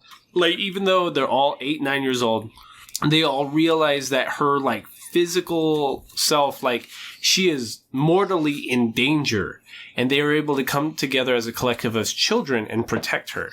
So they find an abandoned bus behind an old elementary school, and they stash her there with like a space heater and like stuff like that for a few nights, to the point that she's missing from school for so long that CPS has to be called. Yes. And if you guys allow me to point out, in that episode where the news didn't want to say the truth about the missing, so they did like a special report for the kids and like another special report for the adults, or they meant like what kind, like, is that real? I don't know. I could imagine that as being real, because they had described that at like the 10 o'clock news, when the kids would be asleep, that's when they give the real news that there was a murderer on the loose and that protect your children. But for like the AM news and the early afternoon news, they would not talk about the murderings or the missings to not scare the children. I could see something like that happening, especially in like rural Hokkaido and stuff like that. And like networks like that, they're not like the US networks. They're just like networks who actually like put out news. Well, the thing about the US networks is because like 80% of local television stations in the US are owned by Sinclair Group. So if you notice any Sinclair broadcasting, like whatever the Fox local station is in El Paso, they always have like really weirdly cringy like terrorism alert desks and stuff like that. Like one of those things that you would see on like Fox News that are just meant to like terrify random people living in the middle of nowhere. Yeah, definitely. Yeah, it's fucking weird. But then let's keep going. What happens? So I guess let's. I don't know, man, but I think we've like touched on a lot of like most of the anime. So I really want to talk about how we end up in the last 2 episodes. Like, so he comes back to 1988. He ends up saving the girls, and then How does he save them? He ends. Go ahead. I'm sure that. No, you're right. You can so he ends up saving them, but he does everything a little bit more. Like he goes into his relationship with Kaio that much more, that much stronger, which is why he's trapping her on the bus so that no one else can interact with her and the murderer can't get to her. He is making sure that her birthday is the most stupendous day ever, and that she has multiple eyes on her at all times so that no random killer can just snatch her up and kill her. And he's going to other schools and being friends with the girls there that were end up being murdered and killed, so that they also have like a net of security. Like, especially that they stress in like small neighborhoods and communities, is that it's a community that raises a child. What's that saying? It's like a community raises a child, but then something to ruin it. Something like that. It takes a village to raise somebody. Takes a village to raise a child? Yeah, it takes a village to raise a child, and that's what they're describing here. Okay. Like it's I can see that. it's a community effort to raise these children. Like as long as everyone has Yeah. eyes on these kids at all time, they're safe, right? Yeah. Absolutely. And That's why they're usually by themselves, right? And by the way, Yeah. throughout this whole anime is putting in the spooky factor. We see a lot of frames of like when they found the body of Kaio, how she was being beaten, or like the murders. It's fucking crazy at some parts. But then we after him becoming friends with Aya, correct? Aya was the victim that he did not know personally. Right. And he goes into a whole thing about, oh, how do I become her friend to get close to her? And he ends up like pretty much squashing Yashiro's plot. And yeah, go ahead. Yeah, let Lloyd describe it. I wanted to go into the what is it, like 10th episode, 10th episode, where they go into he follows who is it, Aya, right? Aya? Where they go into the ice rink. And it was all put together by the teacher, right? And this is one of the points where this is where we start seeing things get a little bit more intense, because he sees Aya go to the restroom. She doesn't come out, and then he thinks that so Yashiro apparently had called Aya's dad to come through, bring some food, and as far as Satoru knows, he thinks that, oh, maybe, he's waiting for her in the restroom. Yashiro comes through, and then he starts talking to him about, I'm waiting for Aya and something like that. And that's where he mentions, oh, well, her dad is here, and I think she went with her dad. So that's where like they step out through the back exit. And then you see the dad getting into the truck and just taking off. And he's like, oh, I need to he pretty much like chase her in a way. And of course, Yashiro offers his help, and they start tailing him, right? And this is where where he actually explains his true intentions. And this is where we actually he starts talking about that he had a suspicion that Satoru knew about the killings, and that he was suspicious about Yashiro. And so like at some point, like they're driving, and the dad makes a right at the light, and Yashiro makes a left. And this is where we see where he starts explaining exactly what the situation is, and where he actually got these intentions to kill these little kids, and how So Yashiro will tell Satori, like, oh, I see you as spoiling my plans. So this is where there's just like really weird plot discrepancies that I don't like. So we see that Yashiro rented a car to capture Satoru, but the seatbelt is broken and it stays shut. And that's how he was able to capture him and take him to a river to dump his body. But what doesn't make sense about that scenario for me was like, you've been stuck in a seatbelt before. How easy would it be just to like wiggle out of it real quick?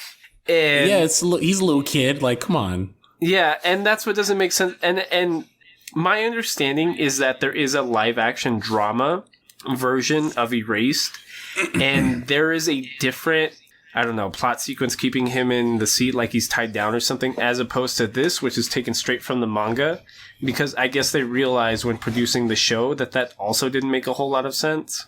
Dude, and on top of that, whenever he pulls up to the lake, right, and Satoru's still stuck in the seat, this guy uses a basketball to fucking hold down the gas pedal to run the fucking car into the fucking lake. Yeah, that did not make sense. What kind of fuck? How fucking heavy is this basketball, my guy? Mm-hmm. Hey, might as well stay in the car, bro. The fuck? Like, fuck it.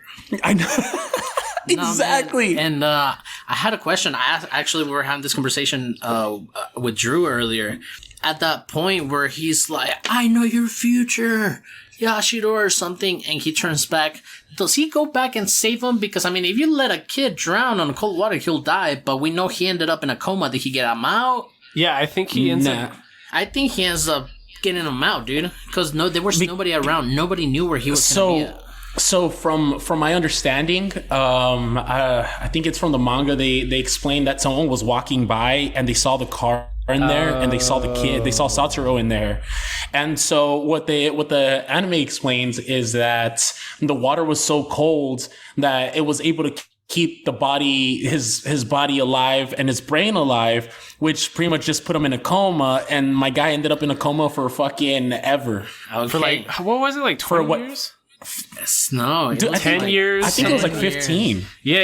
It's like 15 years or something crazy. Yeah, and then like the following scene is him like waking up, and his friend Kenya and Hiromi pull up, and apparently they're already, my guy Kenya's already a fucking doctor or a lawyer, and then Hiromi's a doctor, and I'm like, bro, these niggas are probably like 20 something years old. What do you mean they're already doctors? The other dude is a lawyer.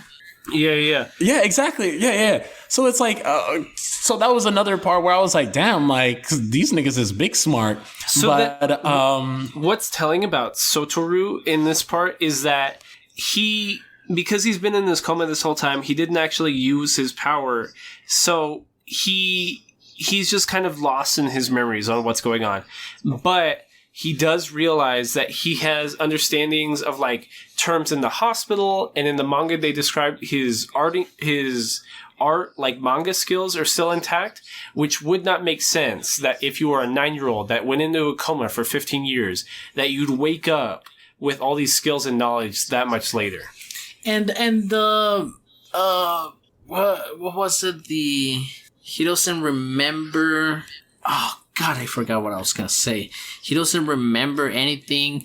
But one good part in the anime is that now that he wakes up so much time after, like in the coma, he has actually his kid mentality in an old body. Right. Mm-hmm. So his sense of humor is still like a kid almost. Yeah. Which is what they describe as he's trying to recover in the hospital. Because at first he doesn't know why, but he's trying to get back in shape, and because he can't use his legs properly. Like, his muscles are in atrophy right now. But he can draw like a motherfucker. Right. And he's but Go ahead. so how is he able to be in such good condition? Because of his mom. She invested in like technology to fucking keep his muscles going even when he was fucking in a coma, and she pretty much took care of him the whole fucking time, bro. I cannot stress this enough. Best mom. But that's the only reason that he's. Go ahead. Some subtext that almost made me sad in this part when I started thinking more about that scene. I think it's really cool that the mom does all this extra work to take care of him, but like, so she's in her 50s, late 40s at this point. What does that mean for her social life when you think about that? Like, she is so busy dealing with her son in a coma that she probably doesn't have a lot of time for herself. She probably doesn't have a lot of personal relationships outside of her son. And like, the sacrifice, when you think about it more, almost makes me more sad and appreciate her more. That's a story on its own. But I feel you, bro. But even at the beginning, her going back after his first accident on the first revival when he was a pizza boy, he came back to take care of him. I mean, wasn't she like a reporter? I'm pretty sure she was super busy with work. Yeah, she was a reporter. Yeah. You know, to not even have, like a social life, like you said, like a life. Moms are great. Yep, moms are great. Bob, I love it. But yeah. Yeah, and then so whenever he's going through therapy, who pops up? His no, Kayo comes up. Yeah. With her baby. Kenya and Kayo? Yeah. No, Kayo shows up with her baby. That's what Lloyd's talking about. Oh, okay. Well, wasn't it Kenya's? No, it's Kayo. So it's Kayo. She explains. She pretty much thanks him for saving her life and giving her a better life at this point. And she explains that she had a relationship with what's his dude's name? Hiromi. So turns out that Hiromi, the one that looks like a little girl, she ended up having a kid with him, and she thanks him. And from there, like, it goes on to like there's a scene where the doctor that's taking care of him, he's talking to someone on the phone, right? So at this point, I already know that, you know, this is probably the fucking killer. So he's put himself in a better position. So now he's part of the city council, right? Mm-hmm. And this is where it started getting a little bit more creepy for me. But I know it was gonna be the last creepy sauce that we were gonna get. That like when they introduced a girl with cancer. And how it starts developing at the end, where we find out that Yashido has been allowing the stay of this of Satoru to stay at the hospital because he knows like the chief of the hospital or something like that. Yeah, like, because he's like politically involved. And like when do we find out? When do we first see the when they're talking? Like when they're at the little park, right? Like at the little park. So it's the point where Satoru's out in the park or outside in the courtyard, and apparently since he's been in a coma for so long, he gathered so much attention from media, from the news, that they started stalking him. So there's two figures that are taking pictures of him, and then the what's his fool's name, Yoroshi, he pulls up and snatches the camera. Yeah, Yashido. He snatches the camera off of his hands and takes out the reel. And he pretty much explained that's like rude or whatever. And that's where Yashido engages with Satoru, and he tells him, is like, do you remember me? And clearly he's trying to figure out whether he remembers like the whole situation. Yeah, like how much of your memories do you have back? Do you remember me trying to murder you?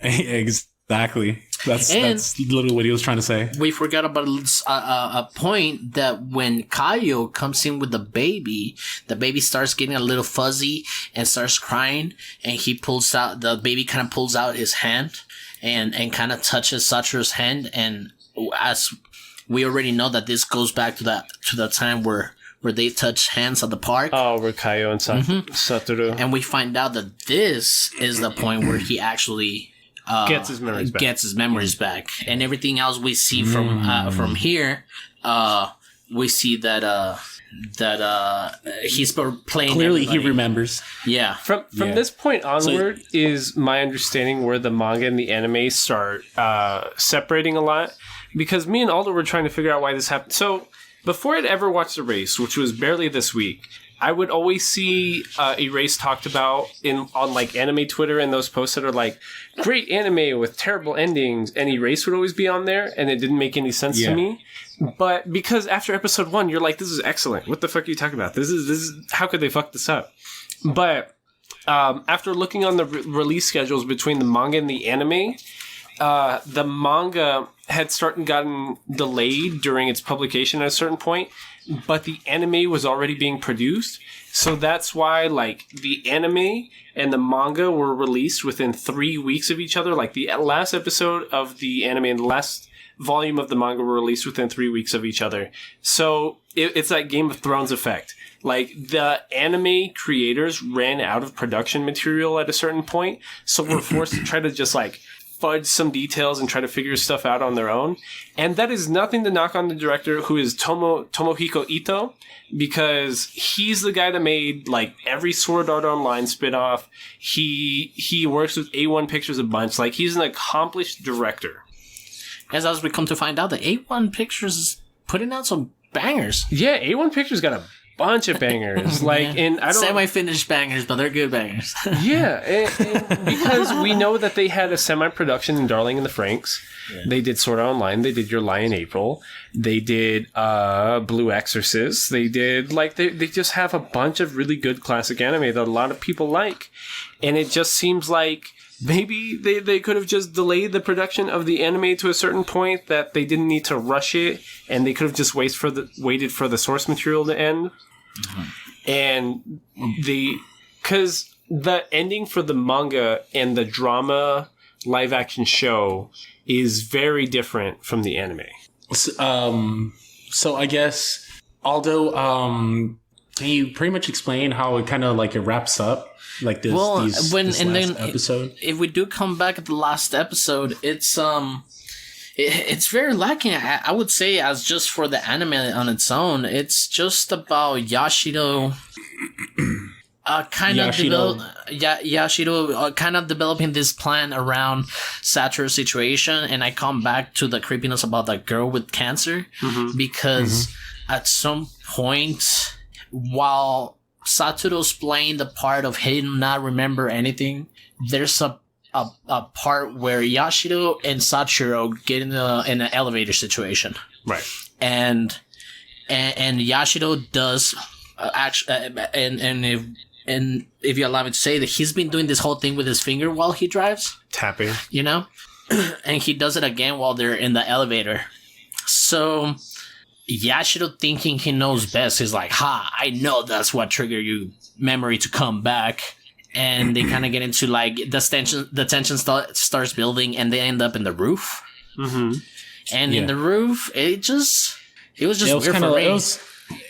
Honestly, it was definitely like lackluster. That the last episode.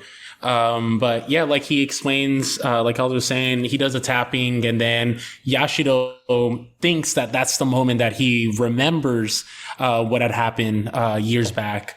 And little does he know is that, like you had said, he actually gained his memory back when the little baby had touched him.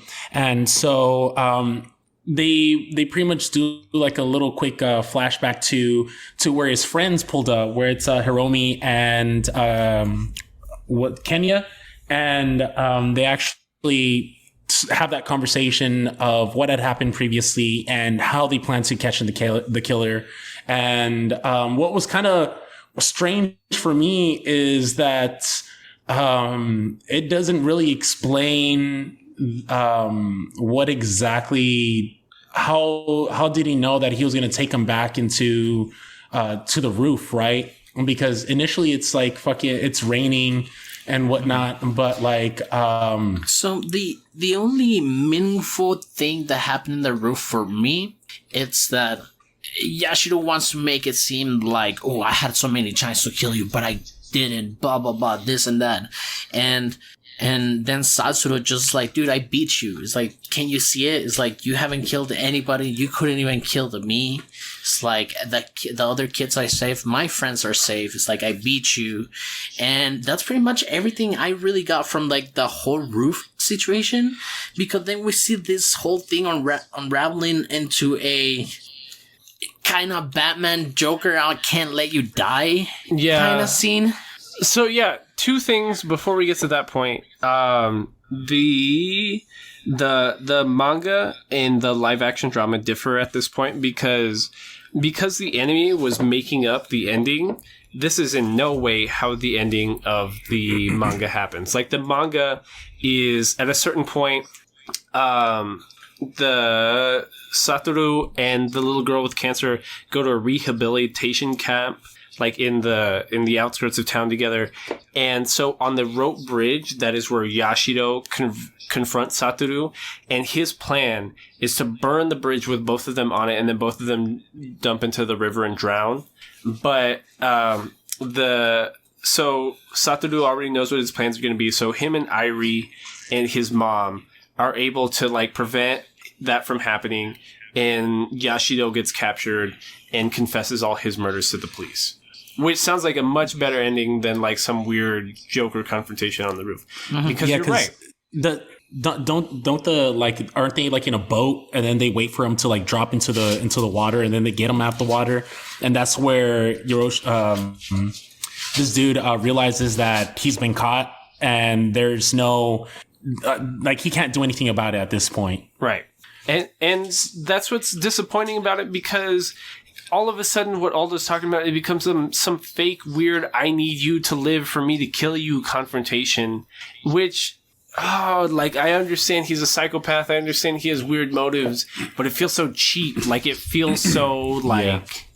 Like I said, lackluster. Yeah, absolutely. Like, I mean, like, it wasn't the best ending because, well, now that they're on the roof, he clearly explains that.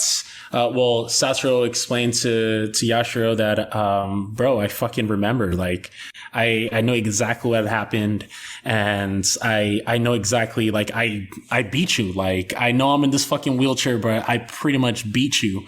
And so, like, he fucking, he runs to, like, the open gate, of the roof.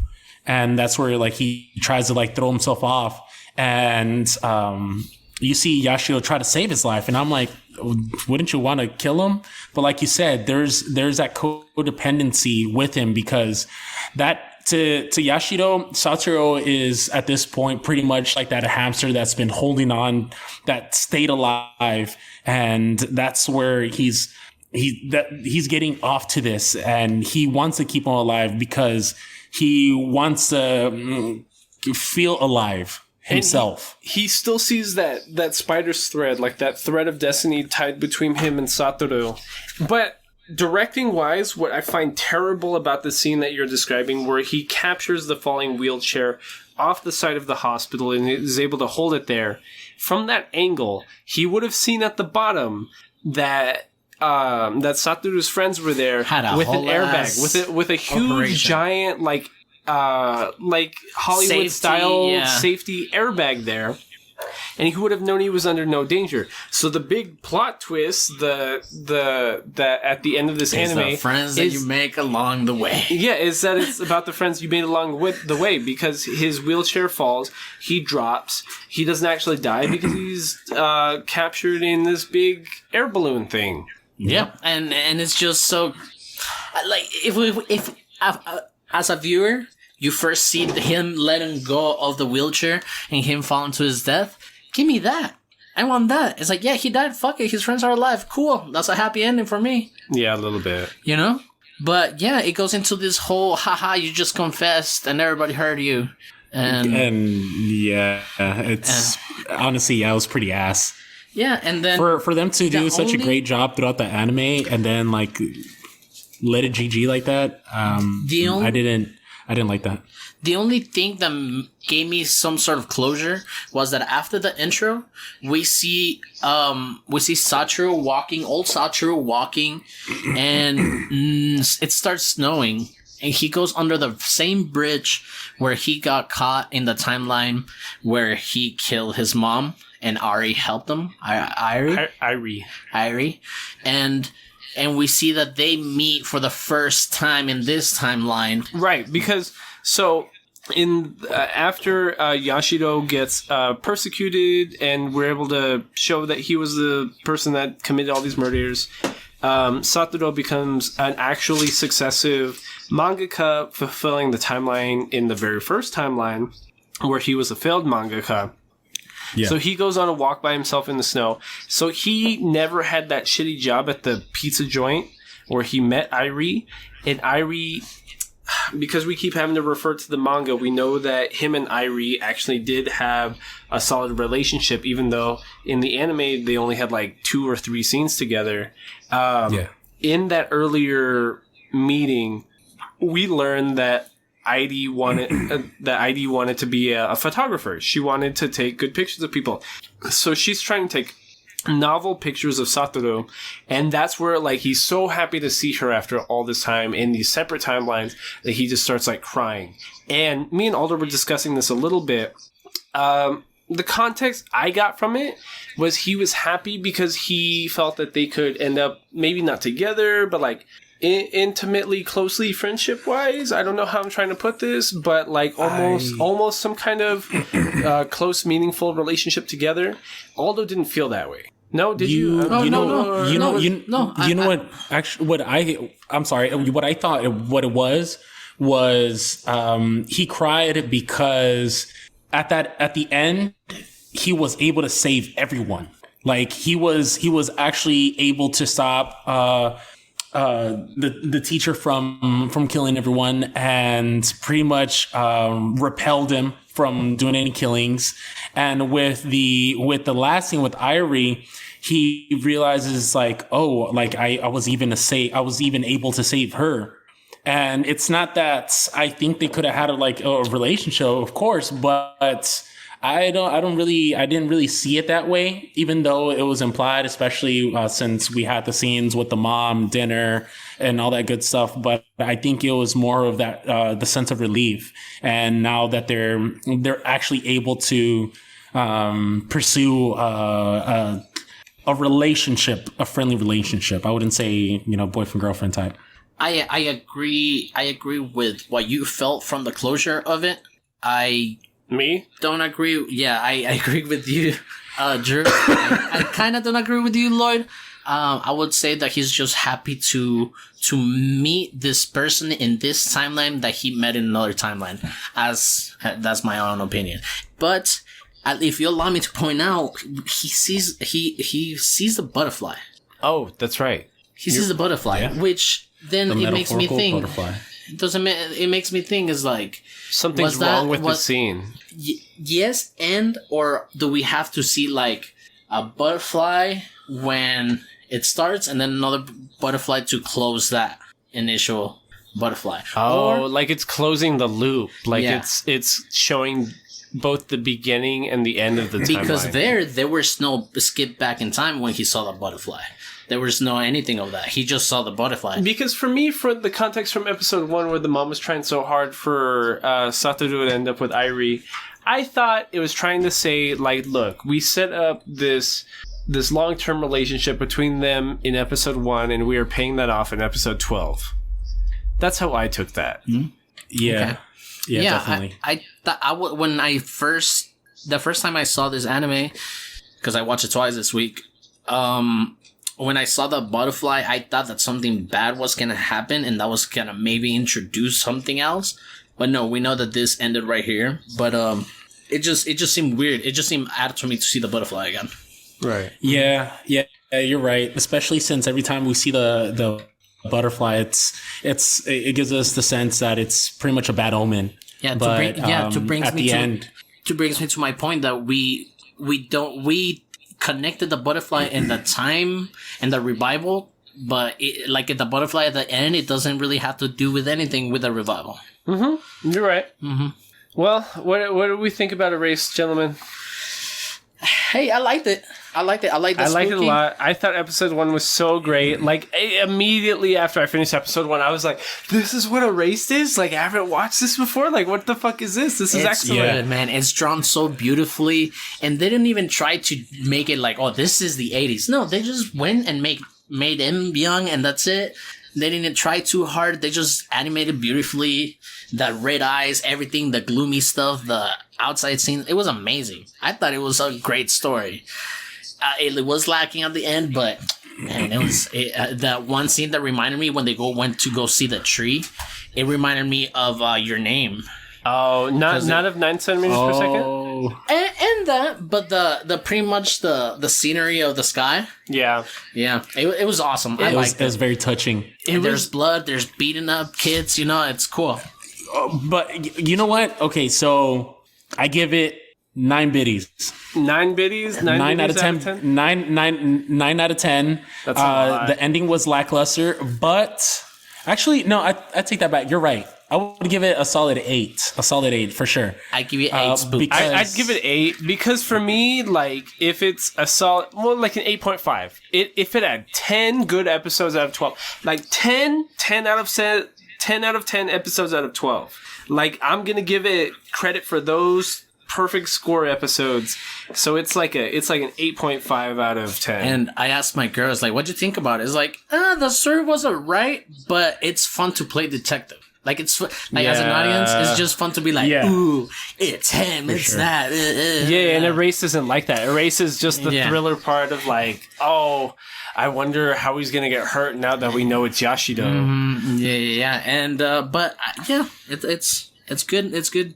I thought it was gonna be a lot more gory because after episode 1, there's already a murder and a lot of blood scenes. And I thought it was gonna stick with that theme. I thought it was like, oh fuck, this is just gonna be some weird fucking slasher anime. Like, what the fuck is happening? And I mean, for what it is, I really liked it. But for the spooky level, this was not spooky. Like I said earlier, like we we got recommended the wrong anime, but still, it was a really good anime to watch, and it was easy to sit through, and it keeps you engaged, and it did a really good job with the storytelling, and the animation was phenomenal. So I cannot take that away from it. What you need to keep in mind for the recommendation is it's not just about Toast, though. We had like 20 people vote for Erased. Yep. So that means a lot of people felt really strongly about Erased because we had fucking hitters on this poll. Like Berserk 1997, classic.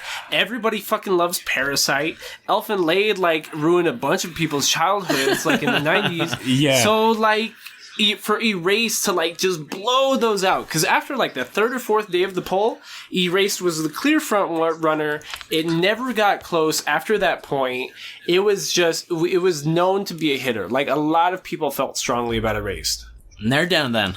Facts. We done? Facts. I'm good. I like done, man. Erased. I'm I done with feel like Erased. it's only 12 episodes. I feel like everyone should watch it. And real quick thing, I'm such like an anime prude. I can't remember the last time I took a recommendation from somebody and actually liked it. So I am so glad that this won the poll because I feel like I had to watch it. I have not watched anything new or something significantly interesting that I have been willing to talk about in a good minute. So I'm happy with our audience right now. I really feel like not only are these polls benefiting like them as wanting to listen to us, but me as a mediator, as a consumer of anime medium, I had a really good week. Karen loved it. I fell asleep after reading and doing some homework, and at like 3 a.m, I caught Karen on like episode 9. Like it's so good. Like you sit down for all of 5 seconds and you finish the whole thing. Yeah, exactly. And I mean, me and my girl watched it like in the spooky living room. Drew saw it. We kind of did a little cool thing with some webs, and some lights. So we were just bench watching it on the couch, and it just gets like ooh. But yeah, who could it be? Yeah, who could it be? Yeah, exactly. But yeah, since we had a lot of heavy hitters on the poll last week, we're not gonna do a poll for the month, right? No, we're not gonna do a poll for the month. We're just gonna go based on popularity from that poll because those were everything except for Elfen Lied was like a pretty good anime. So this next week we are gonna be watching the 1997 production of Berserk. I've never watched it. My only introduction to Berserk, any like manga or anime wise, is just Lloyd never shuts the fuck up about it. So that's all I've heard about it, is that it's great because Lloyd talks about it. Lloyd introduced me to it. I read it up to some point, but I didn't keep watching. I watched some of that on Netflix, but dude, it's good. Like the manga is so good. It's so crazy. Yeah, that's one I've been really looking forward to because I personally rank this as my top anime, my top manga that I've ever read. It is one of the most solid stories that is so emotionally evoking. It has some of the best character development, world development, one of the best protagonists, one of the best antagonists, and it's just a super solid story, man. And it's still ongoing. Shout out to Kentaro Miura. That's my fucking guy. Right now we're in a hiatus, but it's okay. Because, honestly, the story is so fucking good. I just want this story to end very well. But, I'm definitely looking forward to this. Hey, take the glizzy. I know what you're saying, man. And like, even it sucks that he went into a hiatus because the art and the manga is so good.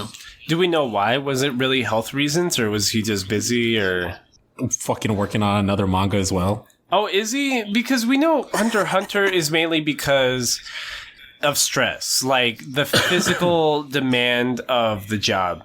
And when it comes to One Piece right now, got delayed 3 weeks because fucking the mangaka almost died. Like they haven't said explicitly, but it sounds like he got COVID and like got really sick for a little while. Because he just out of nowhere one day was just like, yo, I'm sick. And then 2 weeks later, he's like, I'm better, but like the production's delayed. It's completely understandable, man. For a really good manga, like I It's okay. Take your time, man. We just want a really good story. And then after that, we're watching Parasites. Yeah, I've seen the first like 3 episodes of Parasite. I watched it as it was coming out. I fucking hated it. I think the animation quality I think it looks cheap. The animation quality looks really cheap, at least in the anime. I have seen stills of the manga, but that's my issue between anime and manga for horror anime adaptations, is because like in horror, like they have a lot of really detailed, gory drawings that are really freaky looking, but in an anime, they can't spend the time to do that on multiple frames. So a lot of... I really can't take you serious because you were telling me that the new adaptation for Berserk was fire. Well, obviously and that shit is obviously trash. Obviously, you know I feel strongly about that. I just wanted to You don't say say that. that. At work. Who the fuck would think that? Who the fuck would think that? Jesus Christ. And I don't know. I hope Parasite gets better because a lot of people speak highly of the anime, but like I really feel like it's lacking in production quality. But then what we were describing is there's 5 weeks in October. For the 4th week, since we're doing 3 of these like horror-esque, murder mystery, gory type of anime, for the 4th week we're gonna be doing a palate cleanser just a little bit because I'm insisting on it, and I'm gonna force you two to either watch one of 3 different anime. We haven't decided how we're going to pick yet, whether it's gonna be a community poll or if you two are just gonna choose. But I'm suggesting that we watch Your Lie in April, which is another A1 Pictures production, which is something really sad, something super somber, probably the saddest anime I've ever seen. We're gonna watch Konosuba, which is an isekai. We have watched 0 isekai as part of this podcast, and it's probably the funniest anime I've ever seen.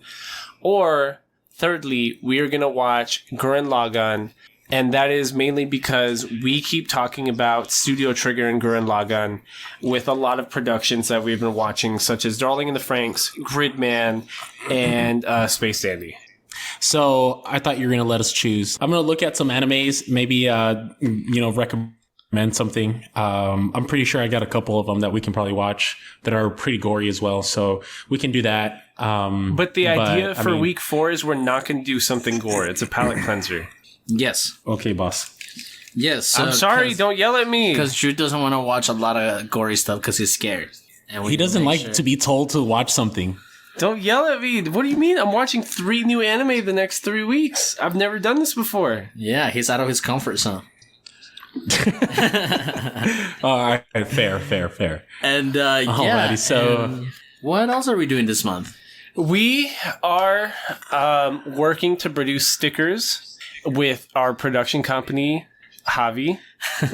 Shout out to Javi, Slime Guts. Slime Guts on Twitter. That is Guts, Gutz, I believe. Am I correct? Mm-hmm. Yes. Yeah, definitely, man. Yeah, he made our logo, and he's working on some stickers. Wait, so we were going through we were going through the kanji for our logo. What is the official Japanese name of Between Nerds? Otakunoma. Otakunoma? Yes. Which is what, like, nerds between? Between nerds. A unit of nerds. Yeah, a nerds unit in between. Nerds in between. The unity. So the nerd down. What is the deal? Shit, man. Nothing. Just follow us on Twitter. Between nerds.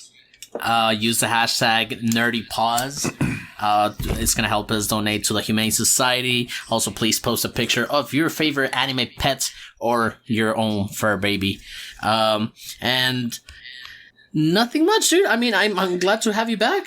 What the fuck is up with you? Nothing much. Just fucking same old BS, school work. Nothing, ain't shit change except the weather. Oh, way to make it interesting.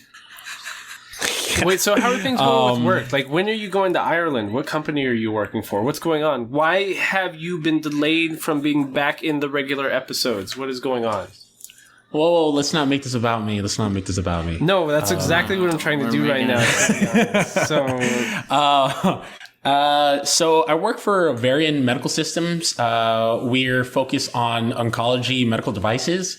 Personally, we are making intravenous syringe here in Austin. And so we recently just acquired a new company, Boston Scientific. So we're doing the transfer from their plant in Minnesota, which makes some microbeads, and the assembly equipment out in Ireland. So right now what we're looking at is flying out to either Minnesota or Ireland first, whatever COVID allows us to go. It makes it easier for us to learn the processes. So you're gonna go to Ireland? No. Oh yeah, I'm gonna go. He might go to Minnesota. Yeah. Too. So. Yeah, no, I'm definitely going to both, but depending on which one, whatever the flights allow us and whatever the regulations are at the time. So I'm looking at like January. So I'm going to be out there for about a month and a half, maybe 2 months for both sites. So yeah, that's what I've been doing. I'm one of like the manufacturing engineers over here. So that's, that we're just working on ramping up the facility right now, since right now it's pretty much a skeleton. So that's what I've been up to. I've been doing that, and then, working my ass off to write some papers for school, and school's been all right. It's, there. Nice. Making my life miserable. I know last time you were supposed to be on the episode for Food Wars, but there was I'm not going to talk about that. Misunderstandings. But hey, we're glad. We're glad to have you back. Thank you. I'm glad to be back. So I want to talk to you guys about. I know I'm probably the only nerd here that actually reads mangas, I would like for you guys to read a bunch of these mangas I've been reading, man. Like, what are you guys doing? So one of the ones that I just finished reading this month, was Pluto. And, to be honest, that I'm ranking that on my top 10 as one of the best, mangas written. So it's the creator of Astro Boy. And, let me get He's you not dead? the names. Is he dead? He's not dead, is he? Can't he just make a movie? How old is he? Old. He has to be ancient. So yeah, man, two artists just fucking made one of the best fucking stories ever, that are closely related. That's the same universe as Astro Boy. And, honestly, it's fucking top tier.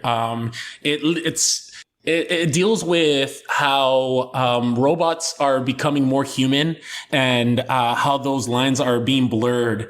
So yeah, no, it's amazing. I really want you guys to read it, because that's something that I would love to talk about, especially because it's sort of becoming like the sign of the times now that we're having much more advanced AIs, and now that we're starting to have like robots that are starting to look more human, and these are the tones that's pretty much the whole story is based on.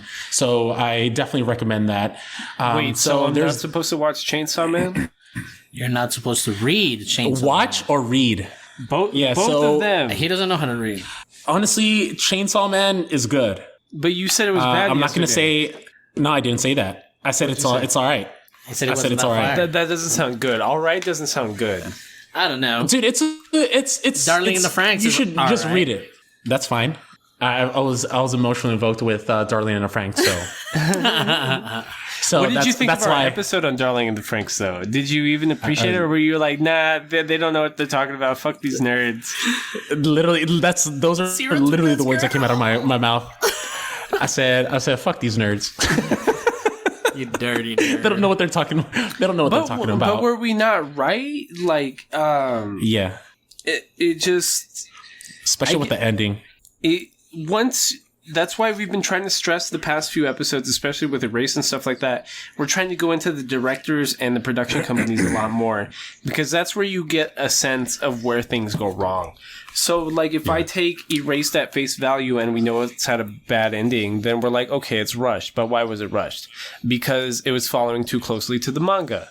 But then we did the same thing with Darling in the Franxx, and it was like, we know that there were 3 different production companies involved, and that's why the story was all over the place. Yeah, and I completely agree, because the whole story up until like the last couple of episodes, you're just kind of like, wait, what the fuck's going on? And then they just end it, and you're just kind of left like, that was kind of lackluster. So yeah, no, I definitely agree, but I guess like the story as a whole, I definitely saw way more meaning in that. So yeah, I feel strongly about drawing into Franks. But Cool. Yeah, man. I haven't really done much, man. Just working. I worked all the weekend. I just got out of work actually, and I was working on an X-ray tube from your company actually. Really? So yeah. How did that go? I know you were telling me yesterday that you'd been working on that X-ray machine for like fucking 12 hours. It's because on the X-ray machine that I worked, it was like an older kind. So a lot of the calibrations that you have to do for the X-ray tube to make it like optimal for, like imaging, for, anatomy imaging and stuff like that, they have to be quote unquote manually done. Like I have to hook up my fucking computer to like a board. I have to go in there, do calibrations, run it, and then see where those numbers are at. If it's not good, then tweak it again. And it's just like the newer machines that I work with, some of all this stuff is like you just connect to the back end computer, do auto calibrations, and that's it. But since it's an older fucking system, it was just like a lot of back and forth into the room. It's crazy. You fucking nerd. Yeah. And you, other nerd, dope, man. you've been working on... Me, I'm supposed to be defending my graduate portfolio in like 3 weeks, so I'm super stressed. And at the same time, I'm still trying to finish my regular classes so that I actually graduate and pass these classes. But I don't know what's wrong with my environmental policy professor, but she has the class labeled out like an undergraduate class. Like you have like a million different grades. Like you have like... It's separated by modules, but then you have like six different grades for each module. So at that point, each grade doesn't even matter, right? Okay, yeah. I guess. So, but like think about it like that. Like if you have 8 assignments per module, and so each assignment is worth like 4%, you could just like choose not to do certain assignments and still get an A in the class. That's fucking nice. I wish I could do something like that. But it's annoying because... So she has... Do you feel like it's a waste of time? It's a waste of time and money, which is what I'm trying to get at, because she has these assignments that are like a book review. So you're going to write a 100-word essay, which is like absolutely nothing. Essay based on a certain environmental policy book that's been topping Amazon recently.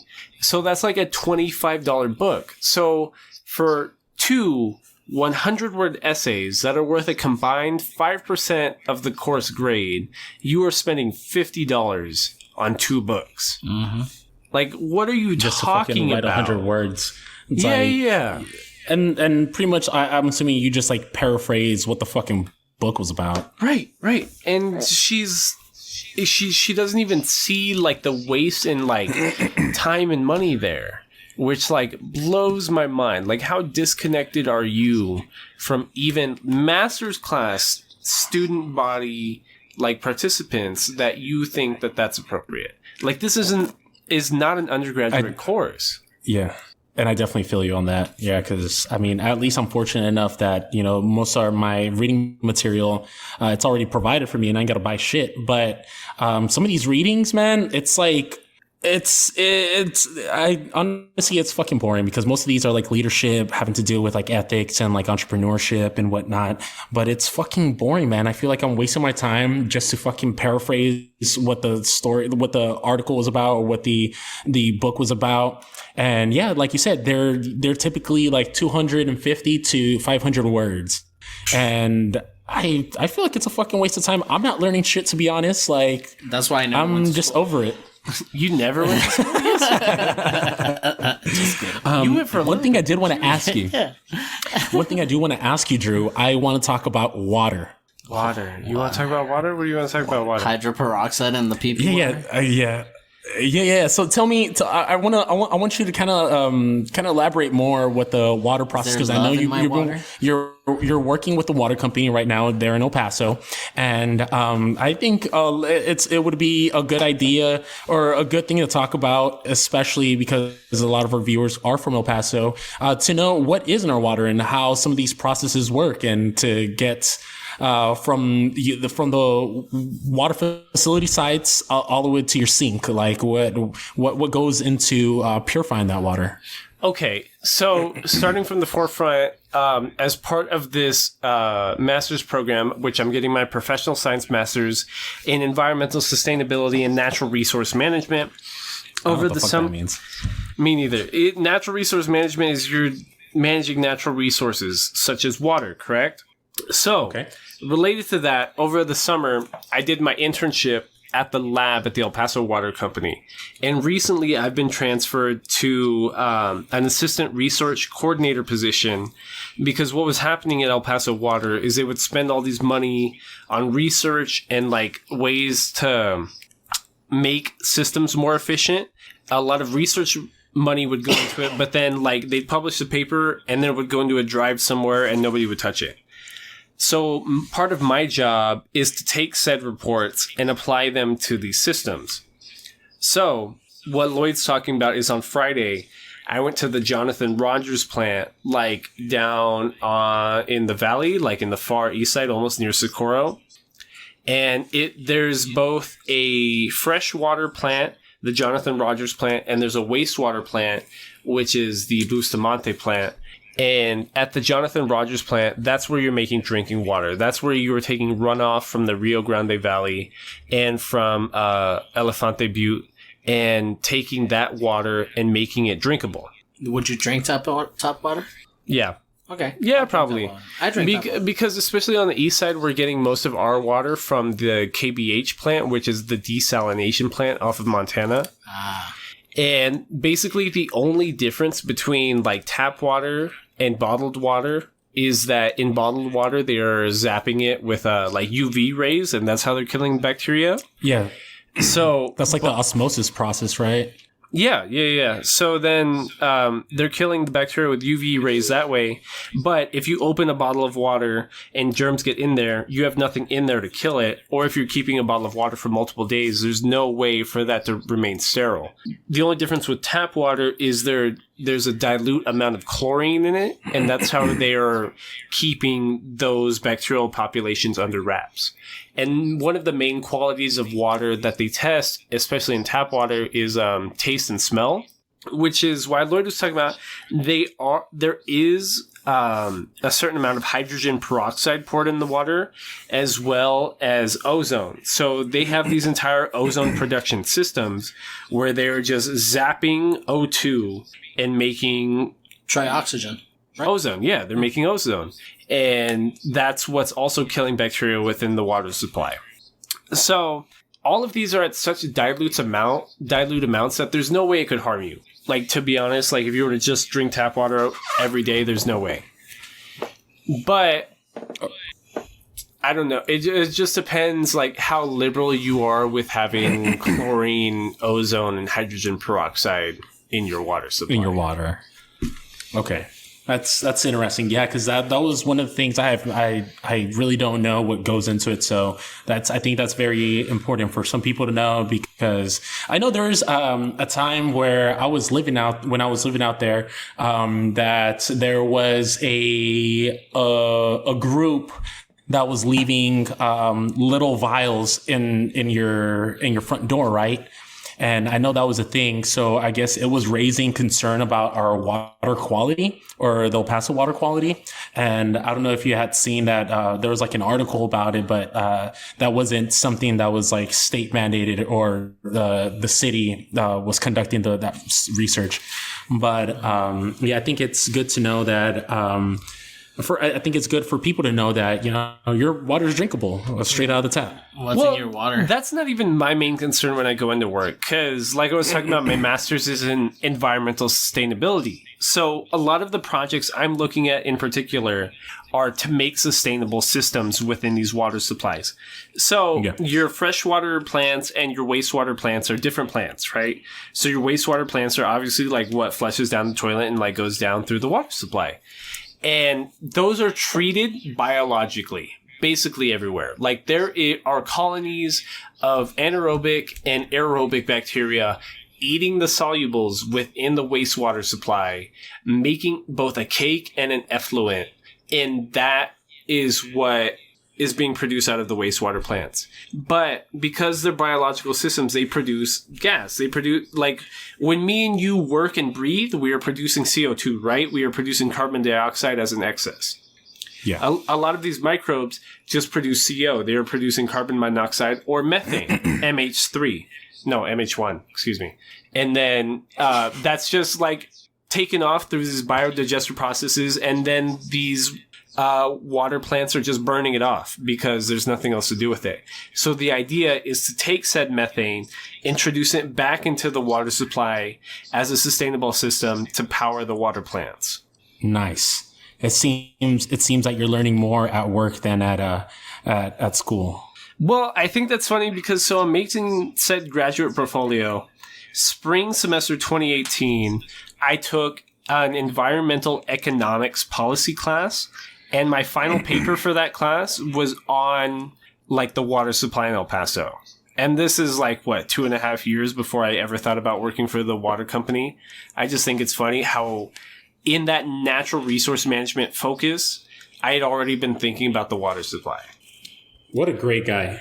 Mm-hmm. No, it's a interesting job. Yeah, definitely, man. Make my job seem pretty boring. I wouldn't say boring. I mean, you're barely starting, so they're pretty much not letting you out of the kennel yet. Oh yeah, no. And actually a lot of these things I can't talk about because it's confidential. So yeah, because they make you sign a non-disclosure agreement. Oh yeah.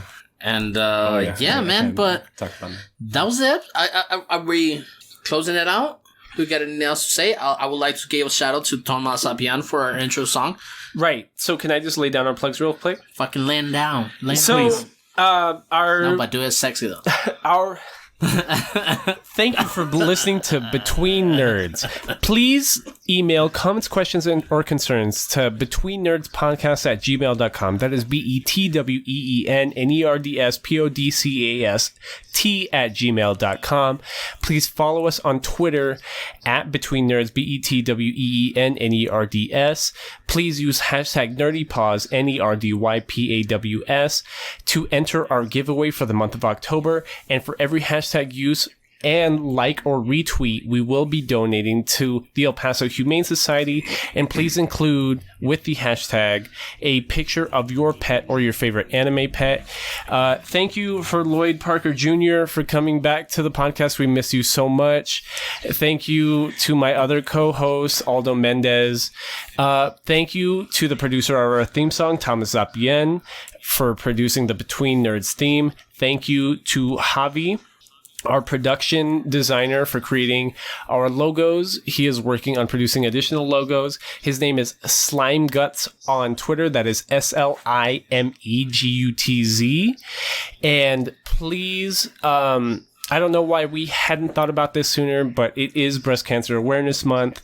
So please donate to whatever Breast Cancer Awareness Institute you support, breast cancer research, anything that supports the cause, because all of us have mothers, sisters, girlfriends that are more susceptible to breast cancer than the rest of us. And yeah, thank you very much. Thank you very much, nerds. That's been the... Hold on. Go ahead. I would like to ask for Drew to do one more thing. Let me get a bitty prayer, please. Please bow your heads for the bitty prayer. Our Lord and Savior, Haruhi Suzumiya, please protect us from aliens, time travelers, and espers. Please deliver us the biddy, the big biddy, and only the best biddy, all the titty, ever litty. Amen. Amen. Amen. And that, my nerds, has been episode 13. Thank you for listening. Goodbye. You've been listening to Between Nerds. Between Nerds.